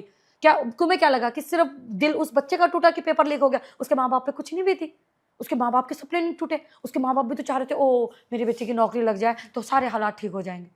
तो मैं चाहती हूँ कि महिलाएं हर फील्ड में आए, जहां पे बात आती है वहां पे मातृशक्ति पक्का है, और एक टाइम ऐसा आएगा कि महिलाओं से ही क्रांति आएगी। उत्तराखंड में तो पक्का आएगा कि महिलाएं ही सब कुछ चेंज कर देंगी। भैया भी एग्री कर रहे हैं। तो महिलाएं पक्का, मैं चाहती हूँ, चाहे किसी भी मैटर में हो। मैं कहती हूँ देखो, औरतों ने कभी आंदोलन करना नहीं सीखे और आते ही नहीं हो, वो वहां पे भाषण, उनसे बोलो ना मैम कुछ बोल दो, कहेंगे मैं क्या है, इसको बोलो उसको बोलो। लेकिन जहां पे बात एकता की आती है वो सब कुछ छोड़ के आती है। इस टाइम पे सोच का महीना है, सबसे बिजी महीना होता है पहाड़ों में। औरतें भैया अपना खाना छोड़ देती हैं उस काम के चक्कर में। वो सुबह 1 गिलास चाय पी के गई हैं, पूरा दिन वो ले घसाघस लगी पड़ी है, उनको कोई फुर्सत। उस बीच में भी अगर औरत उठ के रैलियों में आ रही है, अपने हक के लिए पूछ रही, तो सोचो उसके अंदर कितना आक्रोश भरा है। आपने अभी चौखुटिया की रैली देखी है, मात्र शक्ति पहुंची है। आपने पिथौरागढ़ का देखा, मात्र शक्ति पहुंची, और कुछ ना कुछ हुआ। जब जब औरतों ने आगे आई है, इतिहास रचाई। मैं हमेशा कह रही हूँ, चाहे एक औरत महाभारत करा दे, चाहे एक औरत अब सैलाब लिया है, तो मैं सभी महिलाओं से कहती हूँ कि किसी भी सामाजिक मुद्दे को छोटा ना समझे। अगर वहां औरतें खड़ी हो गई ना तो आ जाओ, फिर फिर तो वैसे भी चिपटना है। अगर घर में पति इतने परेशान है तो सब, फिर हमसे तो सभी परेशान है तो हर औरत से तो सभी परेशान है। तो मैं चाहती हूँ कि औरतें आए। आपको 2 लाइन डेडिकेट करती हूँ। जिस तरीके से आपका ऑरा है, एक दबंगता, उस देवी की याद मुझे दिलाता है। और मैं बहुत ज़्यादा, मेरी इंस्पिरेशन है रानी लक्ष्मीबाई जी।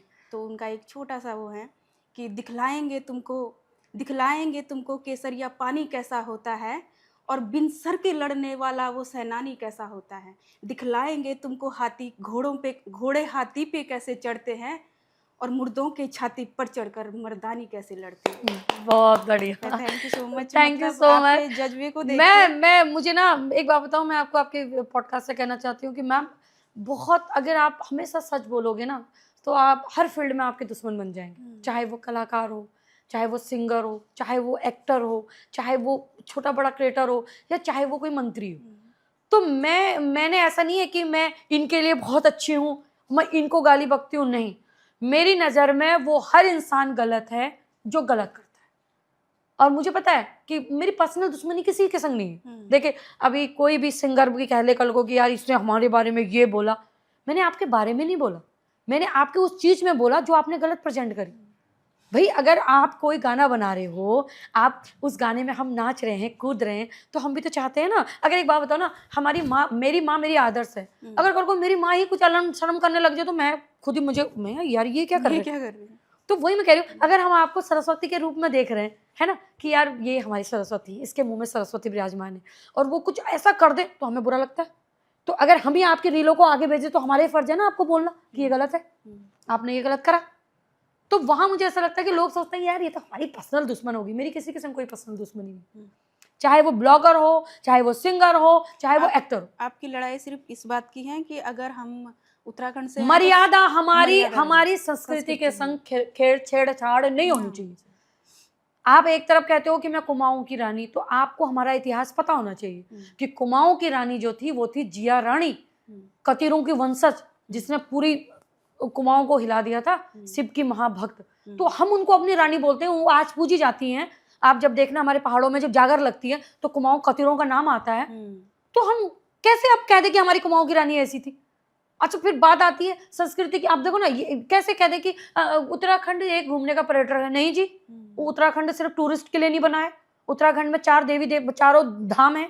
उत्तराखंड तो देवताओं का जन्मभूमि है, हमारे देवी देवता निवास करते हैं। आप कहीं पे भी आके अपनी गाड़ी रोक दे रहे हो, कहीं पे भी सिगरेट बुझा दे रहे हो, कहीं पे भी बकरा काट दे रहे हो, कहीं पे भी तुम खड़े होकर टॉयलेट बाथरूम कर दे रहे हो। नीचे हमारे मंदिर है, ऊपर से तुम गाड़ी रोक के टॉयलेट कर दे रहे हो। भाई तुम्हें भी तो पता होना चाहिए कि अब हमने परिवेश उत्तराखंड के अंदर कर दिया है। यहाँ कण कण में हमारा देवता है।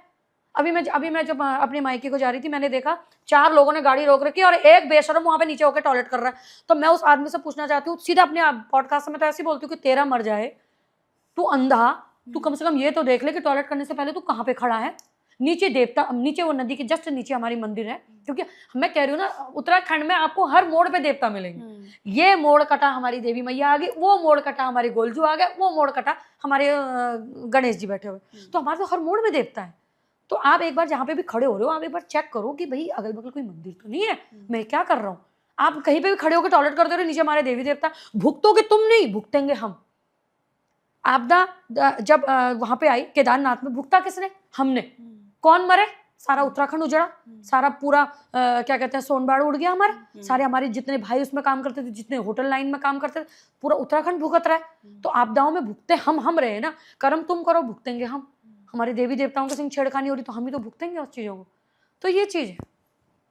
तो जैसे आपके वीडियोस को देखो, उसके कमेंट को देखोगे आप, तो भर भर के बहुत सारी चीज़ें पड़ी रहती है उसमें, है ना। कुछ लोग अच्छा भी बोलते हैं, आपको इंस्पायर भी करते हैं, और कुछ लोग डिमोटिवेट भी करते हैं, है ना। जो आपके हेटर है, हेटर तो नहीं, वो आपके मोटिवेशन भी हो सकती है, क्योंकि उन्हीं को देख के आप अच्छा वीडियो बनाते हैं। मैं यही सोचती हूँ। पहले मैं सोचती थी मेरे हेटर हैं, लेकिन अब मैं सोचती हूँ कि बेचारे जो भी हैं देखते हैं, प्रॉपर नजर रखते हैं मेरे पे। आज क्या बोला, अब क्या बोलना है हमने इसके लिए। हेटर हर मिनट पे वीडियो देखेगा आप। भैया मैं तो कह रही हूँ, मेरी जो आधी दुकानदारी चल रही है उन्हीं से चल रही है।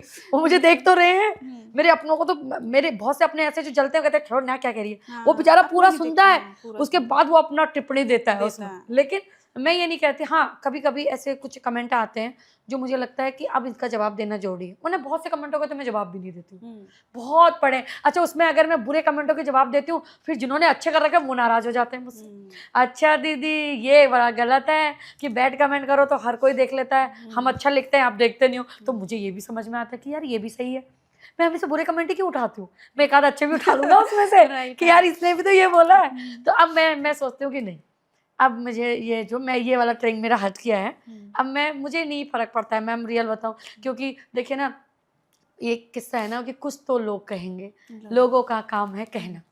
भैया हमें अपना काम करना है। यहाँ प्रधानमंत्री को गाली दे रहे हैं जो इतना काम कर रहे हैं, हमारे पीएम जी प्रधानमंत्री। मैं आप ये मान के चलिए, मैं तो भगवान करे कभी उनके से मेरी एक मुलाकात हो, मैं उन इंसान के चरण धो के पीने को तैयार।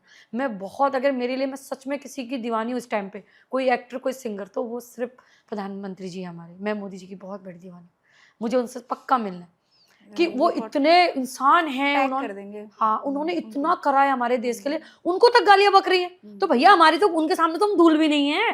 मैं तो सोचती हूँ कि अगर इस इंसान को गाली पड़ रही है, मैम आप यकीन नहीं मानोगे, अगर आपके पॉडकास्ट में आज यहाँ पे भगवान आके बैठ जाएंगे ना, तो लोग इनको भी गाली बकेंगे, राइट। उनको भी कहेंगे कि तूने करा क्या, तूने परसों धराली में आप डाला दी, तू कहाँ मर गया था उस टाइम में, तो धराली में लोग रो रहे थे। अरे भाई, तो मैं जानती हूँ कि संसार किसी से भी खुश नहीं, तो आप अपनी खुशी देखिए, आप खुश हो ना, मैटर वहीं पे खत्म हो गया। अब मैं हर किसी के जाके तूने ऐसे क्यों बोला, तू मेरे बस का नहीं है भैया, या तो मैं तेरे पीछे पड़ जाऊँ या मैं अपना काम कर लूँ। तो मैं अपना काम करती हूँ, चिल रहती हूँ, कमेंट पढ़ती हूँ, उसको फनी अंदाज में जो उसमें से मुझे लगता है कि इसने क्या बोला उसी को करती हूँ मैं, बाकी मैं औरों को तो इग्नोर कर देती हूँ। अच्छा एक पर्सनल सवाल है, ज्योति अधिकारी का स्किन रूटीन क्या है? अरे मत ही पूछो, ज्योति अधिकारी एक नंबर की भुक्कड़ है। अच्छा। और सबसे मैं फेस के लिए जैसे नहीं कुछ भी नहीं फॉलो करते हैं ना, फिर कोई रूटीन नहीं। अभी तो ये पोत के आई हूँ इसलिए इतनी चमक रही हूँ लेकिन मेरा कोई फेस रूटीन नहीं है। मुझे खरीदने का बड़ा शौक है, हाँ। ब्रांड खरीदने का, ये भी ले लूं, लेकिन मैं भूल जाती हूँ कि ये लगाने भी होते हैं। अच्छा आप मैं अभी आई हूँ, मैं परफ्यूम की बड़ी दीवानी हूँ, लेकिन आप यकीन मानो मैं परफ्यूम छड़क के नहीं आई हूँ, मैं लाई हूँ, मेरे पर्स में पड़ा है, पर मैं भूल गई कि वो परफ्यूम भी तो लगाना था तो मेरे संग ये बड़ी दिक्कत, लेने की बड़ी आदत है, लेकिन हाँ। और एक लोग मुझे कहते हैं कि आपके फेस पे ना, मैं उस दिन मायके भी गई थी तो सब कह रहे थे कि यार इसके चेहरे में ग्लो है, जो है ग्लो है, एक मतलब जैसे माता रानी में होता है, इनके चेहरे में ग्लो। भैया पता नहीं कैसे, दबा के खाती हूँ, कोई डाइटिंग नहीं करती हूँ, सोचती हूँ हाँ। और कुछ भी, मेरा फेवरेट हमेशा कपड़ा जो है ब्लैक है, क्योंकि मैं माँ काली की भक्त हूँ, तो मुझे काला कपड़ा बहुत पसंद है। मेरे आप कहीं भी देखिए, मैं मतलब पूरा, अगर मुझे काला ही में, तो मुझे बहुत अच्छा लगता है काला कपड़ा, क्योंकि ये रंग नहीं बदलता है। सबसे मेन चीज़ ये अपनी हकीकत दिखाता है कि ये काला है तो काला ही है, इसको कोई और फिल्टर की जरूरत नहीं है। तो मैं माँ काली की भक्त हूँ और मुझे यही पसंद है। और मैं कहती हूँ आप खुश रहो, आप किसी की कामयाबी से जलो मत। आप जितना कहते हैं ना, जितना सिकुड़ोगे जलोगे आप उतने मुरझाओगे। आप खुश रहो, मस्त रहो, जो है मैं तेरे लिए भी अच्छी हूँ, मैं सब। तो मुझे लगता है आपके फेस में खुद ब खुद ग्लो आएगा। मेरे फेस में वैसे ही ग्लो रहती है। हाँ थोड़ा बहुत टेंशन हो जाती है तो मैं झुकड़ी ऐसी भी हो जाती हूँ, लेकिन फिर मेरे अंदर ताकत आती है, तो फिर मेरा देवता बोलता है। और बहुत से लोग मुझे कहते हैं कि तेरा शुक्र बहुत मजबूत है, और जिनका शुक्र बहुत मजबूत होता है तो उनका चेहरा बोलता है। और सच्चे इंसान का आप हमेशा देखना, मैम मैंने ये आपके पॉडकास्ट के दौरे भी करी हूँ, मैं वैसे भी करी हूँ, जो इंसान जितना सच्चा होगा उसके चेहरे में उतनी चमक होगी, क्योंकि सच्चाई हमेशा चमकती है, झूठ नहीं चमकता है। ये है मेरे चेहरे का ग्लो। सच बोलना, सच बोलो और निडर होके बोलो। आप अच्छा, जैसे आप पिथौरागढ़ से हो ना? नहीं, मैं अल्मोड़ा से बिलोंग करती हूँ, मेरा अल्मोड़ा है। अल्मोड़ा का कोई एक मतलब उत्तराखंड का कोई एक सॉन्ग आपके अंदाज में? यार मेरे लिए हमेशा एवरग्रीन जो मेरा फेवरेट गाना है, वो अभी हमारे हल्द्वानी में पॉडकास्ट वो हुआ था, कुमाऊं महोत्सव, तो हमारे जो कमिश्नर साहब है दीपक जी ने भी वो गाना गाया था।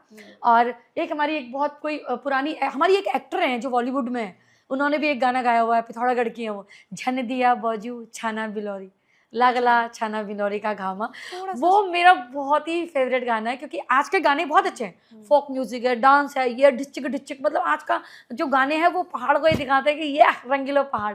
लेकिन जो पहले पहाड़ था ना, दुख, हाँ, जो औरतों ने बड़े दुख झेले, हाँ, है ना, बगैर सोचे समझे शादी हो जाती थी, इतना देखने का मौका नहीं मिलता था, बस लड़का शादी के दिन ही दिखते थे कि अच्छा ये आदमी है, कोई सगाई नहीं, कोई फोन नहीं, कुछ नहीं, माँ बाप ने भी कोई घर बार नहीं देखा, उठा के कहीं भी देख दी ससुराल, वो बेचारी कैसे वहां दिन झेल रही।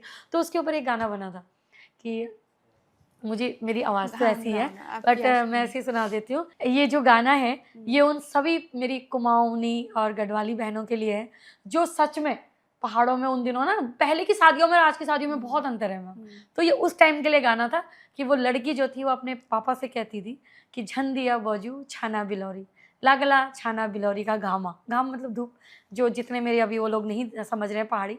तो ये मुझे लगता है ये 90s के हर उस बच्चे का फेवरेट गाना है आपके जिसने शुरू सुना, में। मैंने भी सुना। तो गाना कुछ ऐसी ही है मेरी आवाज़ ऐसी है कि झन दिया बौजू छाना बिलौरी, लागला बिलौरी का घामा, झन दिया बौजू छाना बिलौरी, लागला बिलौरी का घामा, हाथे की दतली हाथे में रौली, लागला बिलौरी का गामा। वहाँ मतलब एक बिलौरी एक जगह है जहाँ धूप लगती है, तो वो लड़की कहती है अपने पापा से कि पापा मेरी शादी वहाँ मत कराना, वहाँ बहुत धूप लगती है। तो ये उस टाइम का गाना था, तो मुझे ये गाना बड़ा अच्छा लगता था। मेरी बुआ थी वो बहुत गुनगुनाती थी, तो मैंने ये गाना अपनी बुआ के मुँह से सुना, और आज तक ये गाना मेरा हमेशा फेवरेट है। मैं जहाँ भी इस गाने को सुनती हूँ, और मेरे संग जितनी बहनें इस गाने को सुन रही हैं शायद सबने सुना होगा ये गाना, बहुत अच्छा गाना है, आप भी सुनना। तो ज्योति जी इमोशनल भी हैं बहुत हाँ, ज़्यादा, मैं बहुत इमोशनल ही हैं इमोशनल हूँ। आप, है अब ना, मैं कनेक्टिंग मुझे ना मैं आपको एक चीज़ अपनी वीडियो से कहूँ कि मैं जितने क्रोध में, मैं जितने लोग मुझे देखते हैं कि ये एंगल में है, बट मैं उससे कहीं ज़्यादा इमोशनल हूँ। मैं बहुत जल्दी इमोशनल हो जाती हूँ, पता नहीं क्यों। और अब कभी-कभार क्या होता है ना, मेरा इमोशनल गुस्से में बाहर आ जाता है, और तो कभी मेरे रोने में आ जाता है।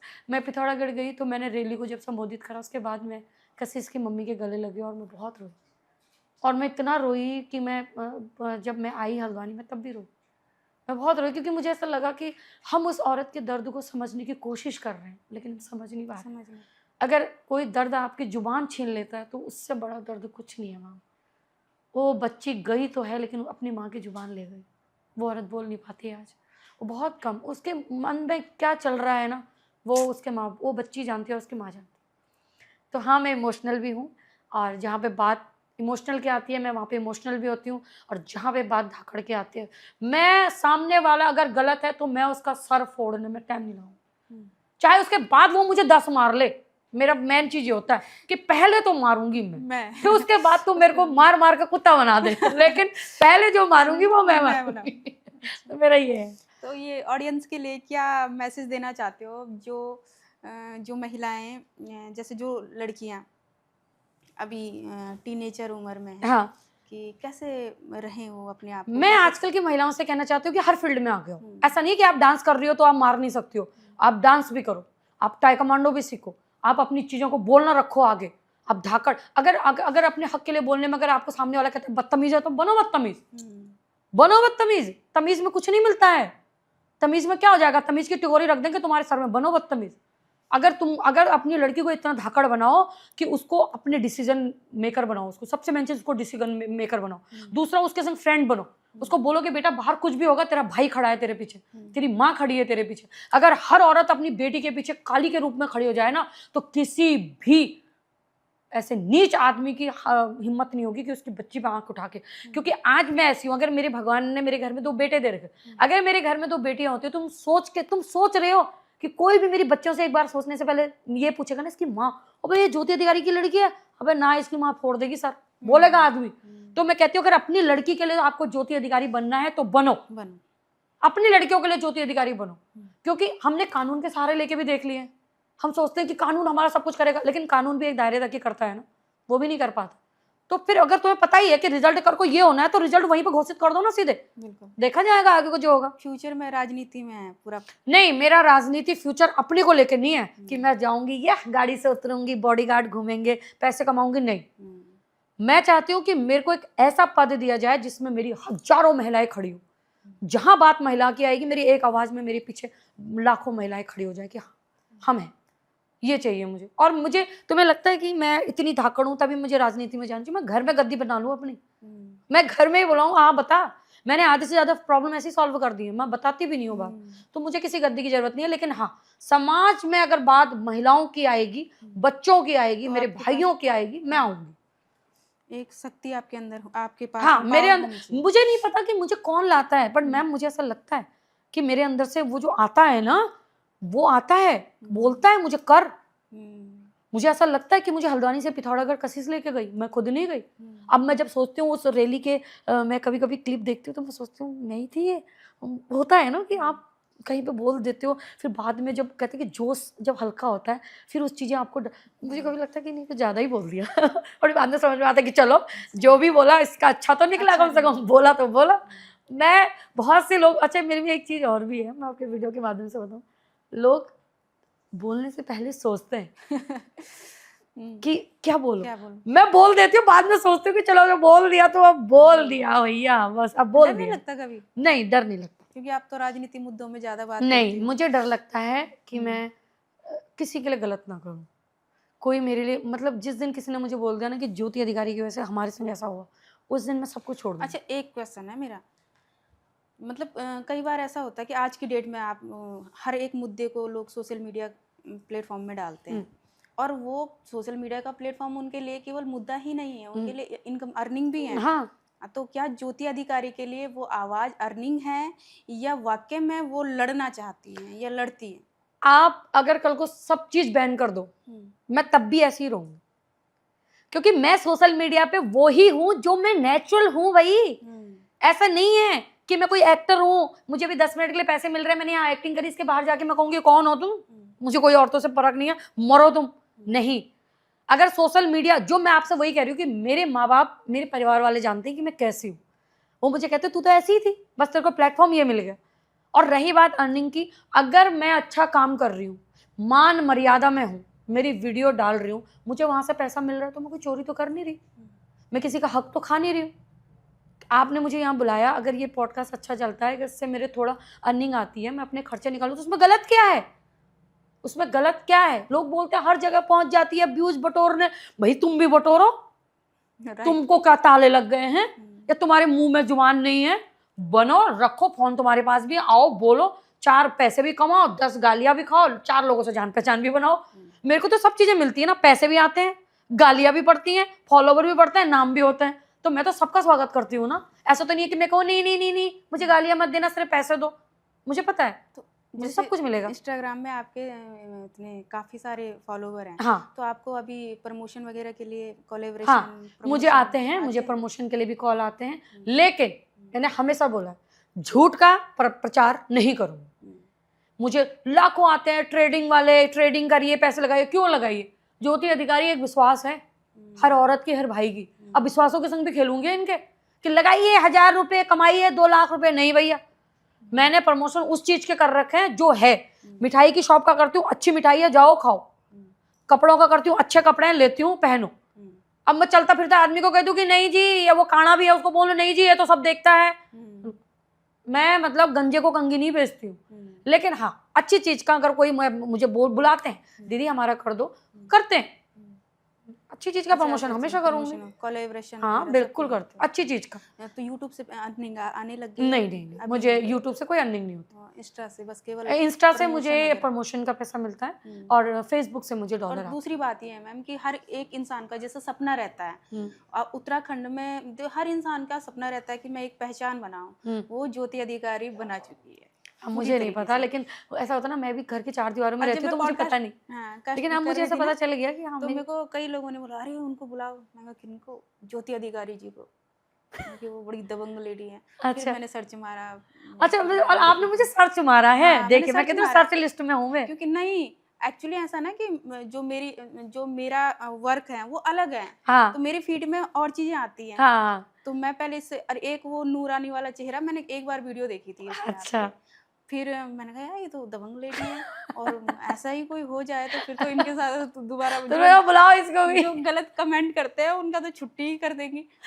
फिर मैंने चले। सेकंड बार किसी ने बोला, मैं फोन पे थी किसी चीज़, मैंने कहा किस चंपावत जाना है किसी के उसमें सॉरी उसमें किसी ने कहा कि मेरा सूट करना है। मैं कहा ठीक है, तो वो चंपावत की उनको नहीं बुलाया, मैं किनको, उन्होंने ज्योति अधिकारी को।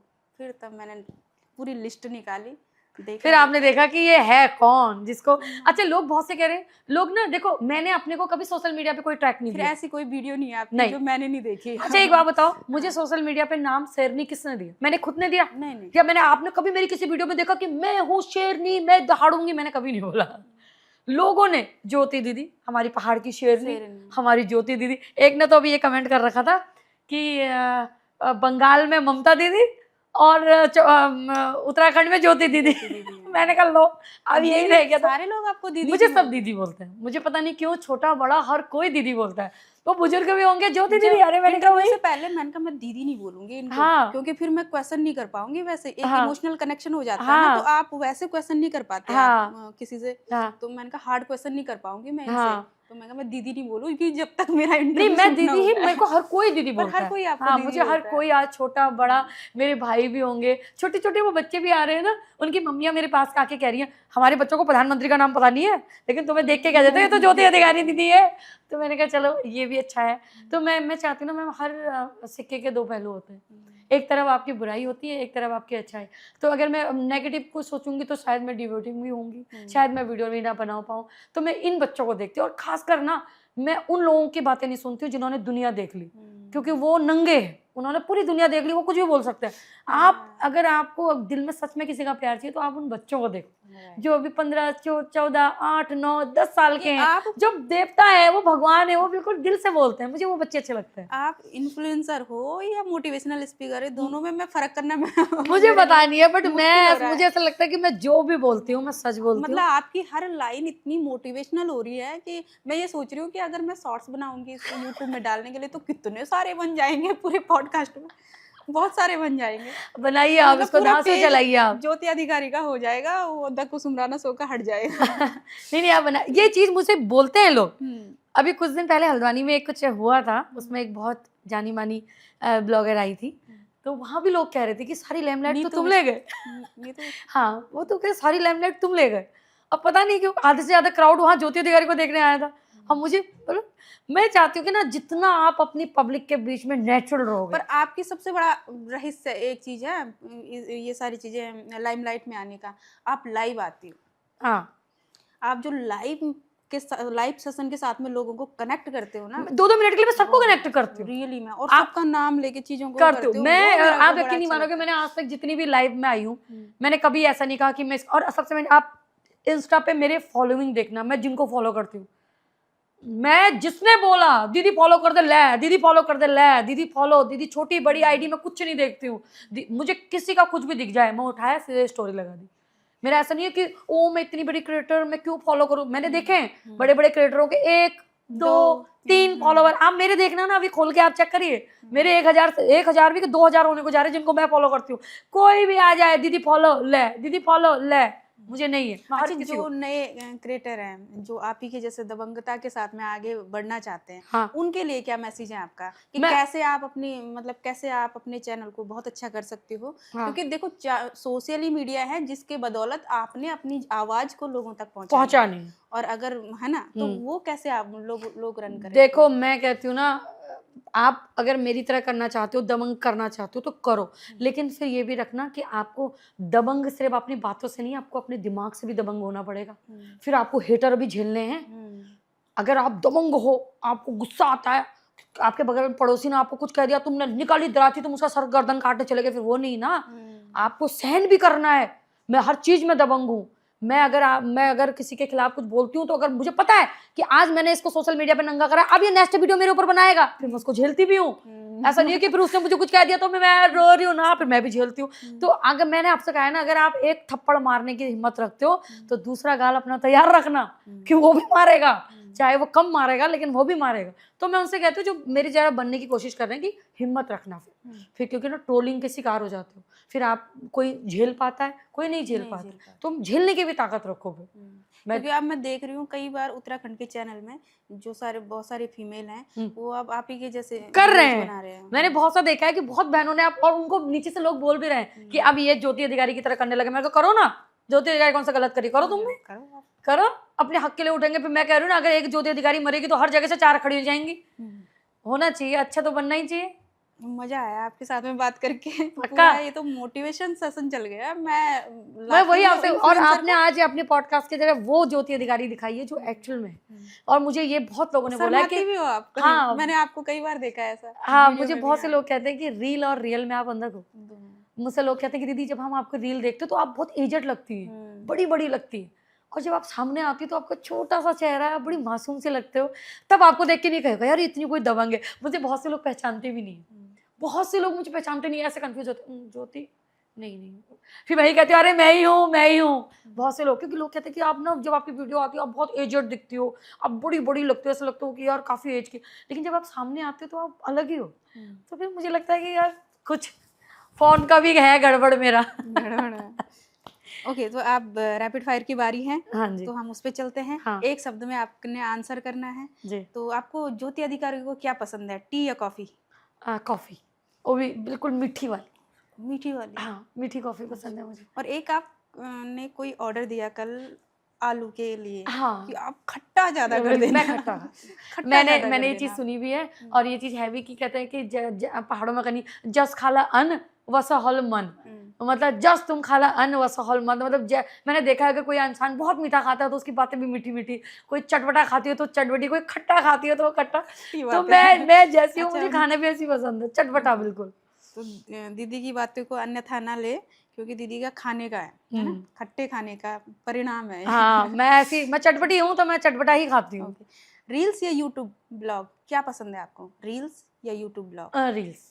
मॉर्निंग पर्सन हो या नाइट ओयल, मतलब मॉर्निंग? रात में, मुझे रात बहुत पसंद है, मुझे रातें बहुत पसंद है। मैं चाहती हूँ हर काम मेरा रातों में हो। मुझे मतलब दिन भी नहीं पसंद है, मुझे सुबह भी नहीं। मुझे मेरे लिए अच्छा जो समय स्टार्ट हो जाता है वो तो शाम को 4 बजे से। शाम को 4 बजे से मुझे वो बहुत अच्छा हल्का हल्का अंधेरा और मतलब एक लाइटिंग का, वो चीज़ें बहुत पसंद। दिन सुबह भी। ज्योति अधिकारी पे मूवी बने तो मूवी का नाम क्या रखना चाहो? ज्योति अधिकारी पे मूवी बने, कुछ भी जो मेरे कुमाऊं से रिलेटेड हो, जो मेरे पहाड़ से हो। मेरा नाम ना छोड़ के मैं चाहती हूँ कि मेरे पीछे मेरी हजारों बहनों का नाम, चेहरा मैं हूँ लेकिन वो एक आवाज़ महिलाओं की हो। एक्टर कौन सा पसंद करोगे अपनी फिल्म में? यार मुझे एक ही एक्टर अपनी पूरी ज़िंदगी पसंद आए, और वो सब आप सबको भी वो बहुत पसंद होंगे। वो पुराने टाइम के ही एक्टर थे, अब तो वो है नहीं। अब आपके पीछे उनकी फ़ोटो भी लगी है, और बाबूशाही वाले पीछे लगे हैं आपके। अच्छा। राजेश खन्ना तो है ही है, बाबूशाही वाले मुझे बहुत पसंद है उनके गाने भी। अच्छा, करवटें बदलते रहे सारी रात हम, आपकी कसम आपकी। मेरे एक हस्बैंड का इनका एक गाना बहुत पसंद है, मुसाफिर हो यारो। नहीं, मेरे हस्बैंड एक गाना गाते हैं। हस्बैंड कौन सा वाला गाना है भैया जो इनका आप गाना गाते हो, वो जो आप बहुत सुनते थे बीच में, वो चलते चलते, कौन सा गाना है यार? मेरे हस्बैंड बहुत अच्छा, मेरे हस्बैंड के बहुत फेवरेट हैं ये, क्या कहते हैं, राजेश खन्ना जी। हाँ, देवानंद और राजेश खन्ना दोनों मेरे हस्बैंड के बहुत पसंद। लेटेस्ट वाले तो अभी यार मैं रियल बताऊँ, मुझे लेटेस्ट कोई पसंद नहीं, लेकिन मेरे भाई को बहुत पसंद है, हमारे विक्की मेहरा जी को बहुत पसंद है सलमान खान। तो ये चाहते हैं कि एक बार सलमान खान से मिले। तो आपके विक्की भाई ने गेटअप भी सेम सलमान खान जैसा बनाया। बिल्कुल, ये सलमान खान। और हम तो उस टाइम के बच्चे हैं जब आया था झलक दिखला जा, झलक दिखला जा, हम तो उस टाइम पे वो वाले दीवाने थे। हमारे टाइम पे तो यही गाने थे। और नहीं, मैं इनकी बहुत फेवरेट हूँ, और मैं ज़्यादातर पुराने गाने ही सुनती हूँ। मुझे पुराने गानों का बहुत शौक है, या मैं पहाड़ी फोक गाने सुनती हूँ पुराने। एक वो पुराना गाना वो भी है, वो ये गढ़वाली गाना है, बाटा गोड़ानी के तेरो नौछा, बोले बाग्यानी कख तेरो गौछा। वो जो फौजी 16 साल बाद अपने गांव आता है, उसकी बीवी उसको पहचान नहीं पाती है, वो एक जोगी के रूप में आता है। वो भी क्योंकि मैंने उसमें स्कूल में ना प्रोग्राम करा था, मैंने चौखुटिया शिशु मंदिर से पढ़ा है, तो मैं वहाँ प्रोग्राम करती थी। तो ये गाना मैंने उस दिन सुना था। वो गाना आज भी, बचपन की मेमोरीज ना, ये गाना मुझे आज भी याद है कि बाटा घोड़ानी बाटा घोड़ाई। हाँ, ये जो सारे गढ़वाली भाइयों को मेरी तरफ से, बहनों की तरफ को डेलीकेट है, आपने भेज भी देना। ओके। तो ये है। नहीं, आपने उनका फेवरेट बताया, एक वो वाला मुझे भी अच्छा लगा। हाँ, ये वाला ना, कौन सा? वो गाना मुझे याद नहीं, मेरे हस्बैंड गाते थे यार। ये जिंदगी के सफर में गुजर जाते हैं जो मकाम, वो फिर नहीं आते। ओ ऐसा ही।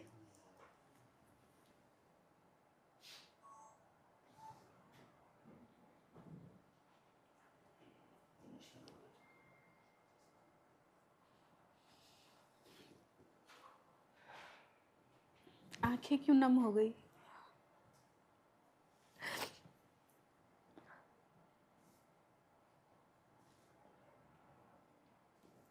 बस ऐसे ही कुछ गाने ऐसे होते हैं कि हमें अपनों की याद आ जाती है। मैंने अपनी लाइफ में बस एक इंसान को दिल से खोया है, जिनका मुझे जाने का बड़ा दुख है, और वो थे मेरे देवर। मेरे एक 16 साल के देवर थे, जिनके संग मैं बहुत कनेक्ट हो गई थी। शायद मैं उसको अपना बच्चा मानने लग गई थी। वो बगैर माँ बाप का बच्चा था, और वो हमारे बीच में से इस तरह से गया कि मतलब हमने किसी ने उम्मीद नहीं करी थी कि वो ऐसे जाएगा। आज जब मैं ऐसे गाने सुनती हूँ तो मैं उसके फेस का भी कोई बच्चा देखती हूँ तो मुझे लगता है कि अगर वो आज जवान होते तो वो ऐसे होते। तो उनका मुझे बड़ा, मैं कभी कभी कहती हूँ ना, मैंने भगवान की कृपा से मेरी फैमिली में सब है, मम्मी पापा भाई सब अपनी जगह में, बट अगर शादी के बाद मैंने किसी को अपना भाई समझा, अपना बच्चा समझा, तो वो मेरे एक देवर थे, मेरे हस्बैंड के मामा के बेटे थे, और वो मुझे संग बड़ा अच्छा, मतलब मेरे संग बड़ा लगे रहते थे, बहुत वो रहते थे। उनके संग एक बहुत लंबी मैंने ज़िंदगी सोच ली थी कि कल को इसकी शादी होगी, इसके बच्चे होंगे, हमारा एक परिवार होगा। बट वो किसी कारणवश वो पड़े, वो अपने दोस्तों के संग नहाने गए और डूब गए गिरजा मंदिर में, और वो मर गए। और वो हमारी लास्ट उम्मीद थे। उसके बाद उनके परिवार में कोई है भी नहीं। वो उसके मम्मी मर गई, पापा मर गए, अम्मा मर गई, दादी मर गई, चाचा मर गए। वो हमारी लास्ट उम्मीद थे, और वो भी मर गए। तो कभी कभी ये जब गाने हम सुनते हैं ना कि ज़िंदगी के सफ़र में, वो बड़ा लगता है कि वो फिर दोबारा नहीं आते। चाहे वो मेरे लिए हो, चाहे जितनों ने भी अपने खो रखे हैं ना, जितनी भी मेरी बहन है, मेरे भाई, तो वो चीज़ें हैं। तो इसलिए मैं कहती हूँ कि पुराने गाने गाने नहीं थे यार, वो हमारे इमोशनल थे। वो चीज़ें बोल जाते थे जो हम बोल ही नहीं आप पाते। कितना रुलाओगे दीदी आप? ऐसी है। तो वही मैं कह रही हूँ, आपके पॉडकास्ट के जरिए कुछ लोगों को ये भी पता चलेगा कि यार ज़िंदगी में जो इंसान ने इतना कुछ देखा होता है ना, वही हर तरीके से आगे आता है। मैं ये नहीं कह रही कि मैं हमेशा धाकड़ के लिए ही आगे आई। मैंने बहुत कुछ झेला है बहन अपनी लाइफ में, बहुत कुछ। शायद मेरी जर्नी वहीं से स्टार्ट हो गई थी जब मैं पैदा हुई।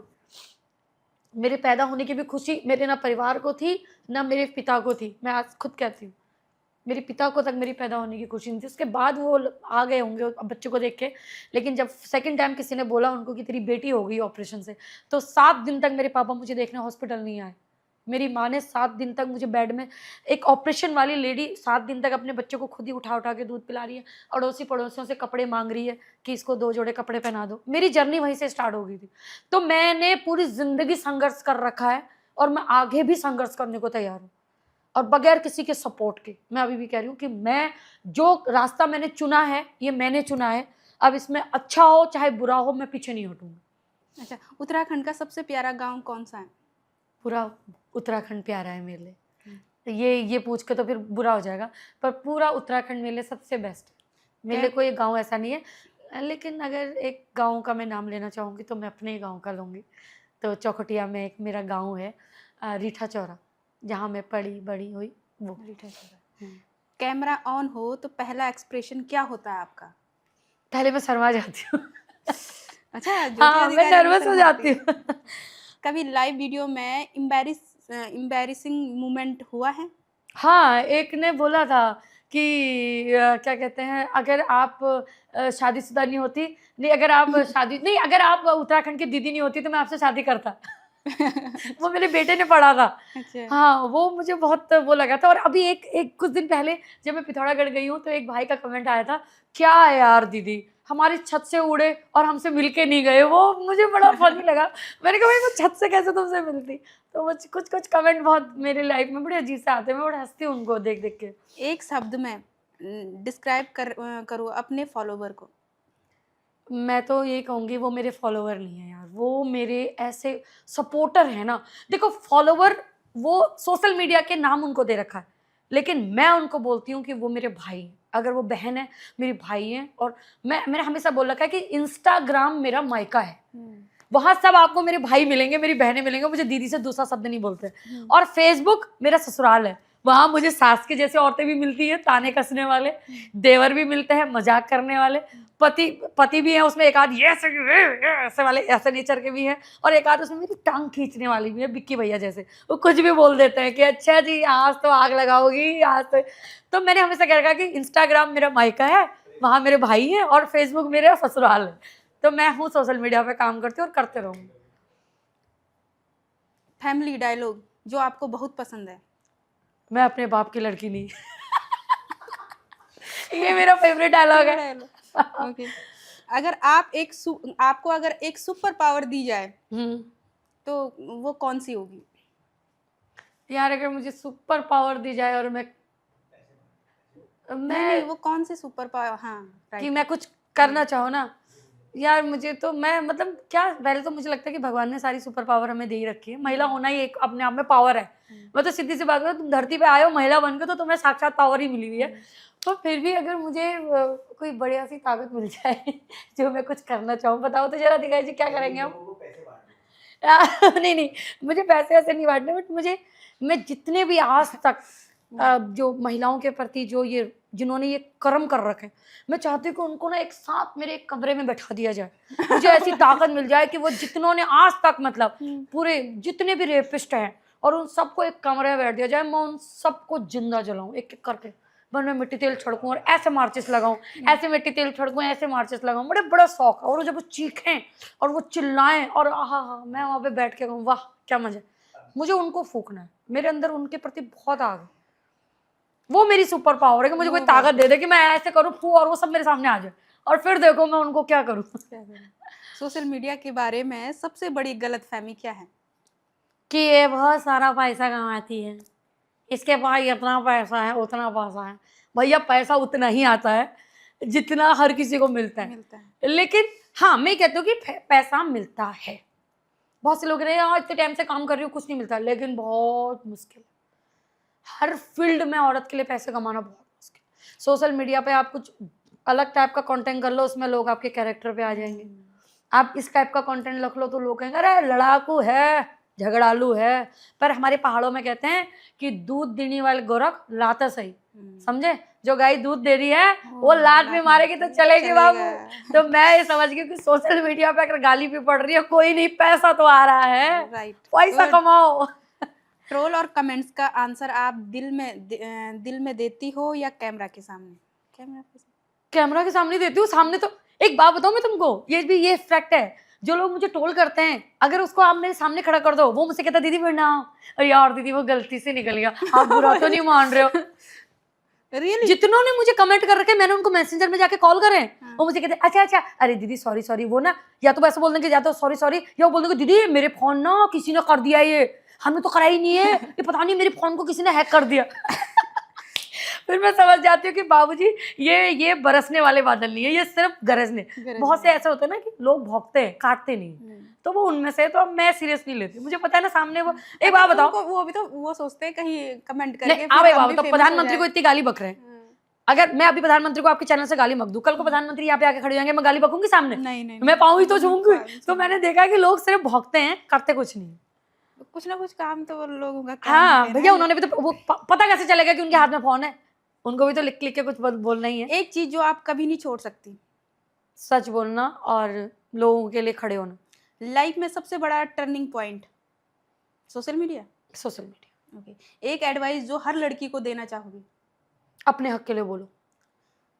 मैम की दीदी की टैगलाइन है अपने हक के लिए लड़ो और अपने हक के लिए बोलो। किसी सेलिब्रिटी से कोलैबोरेशन करना हो तो कौन सा होगा? सलमान खान। सलमान खान। ऑडियंस से आवाज आ रही है, सलमान खान। मैं अगर सेलिब्रिटी नहीं, अगर मैं किसी के संग कोलैब करूंगी आने वाले टाइम में तो मैं प्रधानमंत्री जी के साथ। मैं सोच रही थी मेरा नाम ले रहे हो। तुम्हारा भी नाम लेना पड़ता है। नहीं, चलिए चलिए, उसको कट कर देना, इन्हीं का नाम ले लेना। मैं सोच रही थी अभी आएगा द कुसुमराना शो, लेकिन नहीं। नहीं, आपके संग तो कोलैब हो ही गए हम, आपने बुला दिया, यही कोलैब है हमारे लिए। उत्तराखंड का फेवरेट डिश? डुबुक, डुबुक, झोली भात। भटके डुबके झोली भात। झोली भात। आपका फेवरेट कौन सा है? झोली भात। झोली भात। दुनिया को पता है कि ये बस झोली भात खाती है। आपके बैग में अभी सबसे वरीड चीज कौन सी है? मेरे नीम करौली महाराज। अगर आप एक मूवी में हीरोइन बन जाओ तो वो टाइटल क्या होगा? रानी लक्ष्मीबाई। राइट। मैं चाहती कि मैं एक बार ना रानी लक्ष्मीबाई के रोल करूँ और ये तलवार लेके लश साले आयो तुम्हारी। इस बार रानी लक्ष्मीबाई कूद के घोड़े से मरेगी नहीं, इस बार मैं उसको पार करने इस बार हम मरेंगे नहीं। मेरी मूवी में ऐसा होगा कि ये पहली रानी लक्ष्मीबाई होगी जो मरेगी नहीं। ये निकल जाएगी, मार देगी है? हाँ। सनी देव को आप क्या प्रार्थना करेंगे एक लाइन में? मेरी जो राशि है वो है मकर राशि। तो मैंने हमेशा कह रखा है कि मेरे से मत भिड़ा करो। मैं खुद शनि राशि की हूँ, मेरे स्वामी जो हैं वो शनि है। तो भैया मैं तो अगर चिपट गई तो मैं चिपट गई। फिर मैं एक तो मैं शनि की राशि है और महाकाली की भक्त हूँ, और तो मैं तो उसको चारों तरफ से घेरूंगी। तो मैं अपने शनि महाराज से आपकी शो की तरह कहती हूँ कि ओम श्री शनि चढ़ाए नमो नमः। कि शनिदेव से मैं एक भी कहती हूँ कि शनिदेव और मैं सेम है, सेम तो नहीं है, वो देवता है हम नर है, लेकिन मैं कहती हूँ कि वो भी, उन्होंने भी विरोध करा था, ठीक है, और वो भी उसी को दंड देते हैं जो गलत होता है। शनिदेव इसीलिए है, शनिदेव को झूठ पसंद नहीं है, छल पसंद नहीं है, किसी के संग गलत पसंद नहीं है। तो मैं भी वही, मुझे भी लगता है मैं भी वही कर रही हूँ। पर वो 7:30 के चिपकते हैं और हम तुरंत चिपक जाते हैं। वो चले भी जाते हैं, हम जाएंगे नहीं। हम में ऐसा है। तो बहुत मजा आया है आपसे बात करके। Thank you. और अब मैं बोल सकती हूँ दीदी, क्योंकि अब मैंने पॉडकास्ट ऑलमोस्ट खत्म कर दिया है। तो थैंक यू सो मच। बहुत सारी बातें हुई हमारे साथ में, और सबसे बड़ी इंस्पायर करने वाली बातें एक वीडियो में कही थी आपने कि हमारी चेल और हम ही डरला, वो शब्द ने मेरे को इतना अंदर से झंझोड़ा है ना। हमारी मतलब वो ना कि हमारी चेल मरेल और हम ही डरेंगे। बताओ जरा तुम, जो कोर्ट आज, जिस कोर्ट ने उस हरामी को निकला दिया ये कह के कि सबूत नहीं था, जिसकी बच्ची मर गई, वो तुम्हें इससे बड़ा सबूत क्या देगी? तुमने उसकी बच्ची को जानवरों की तरह दिन रात नोच के उसको मार के फेंक दिया, और अब हमारी सरकार कह रही है कि सबूतों के बिहाफ में वो छोड़ दिया गया। तो सबूत क्या चाहिए तुम्हें? क्या सबूत चाहिए? कि उसकी बच्ची मर गई, वो सबूत क्या? तो वही है कि मैं सीधा से कहती हूँ कि जिसकी, एक तो हमारी बच्चियां मरेंगी, फिर हम ही तुम्हें सबूत देंगे। तो तुम्हारी मुंडी काट के हम देते हैं ना सबूत, फिर कि हमने नहीं मारा ये करके, हम देते हैं उसको सबूत। सरदोष का काट के मैं अभी बोलती हूँ कि भैया ये तो चलता हुआ कट गई इसके सर, या हम ऐसे कर रहे थे, मैं इसकी दाढ़ी बना रही थी और रेजर से उसका सर कट गया। सबूत हम ला के देते हैं ना फिर आपको।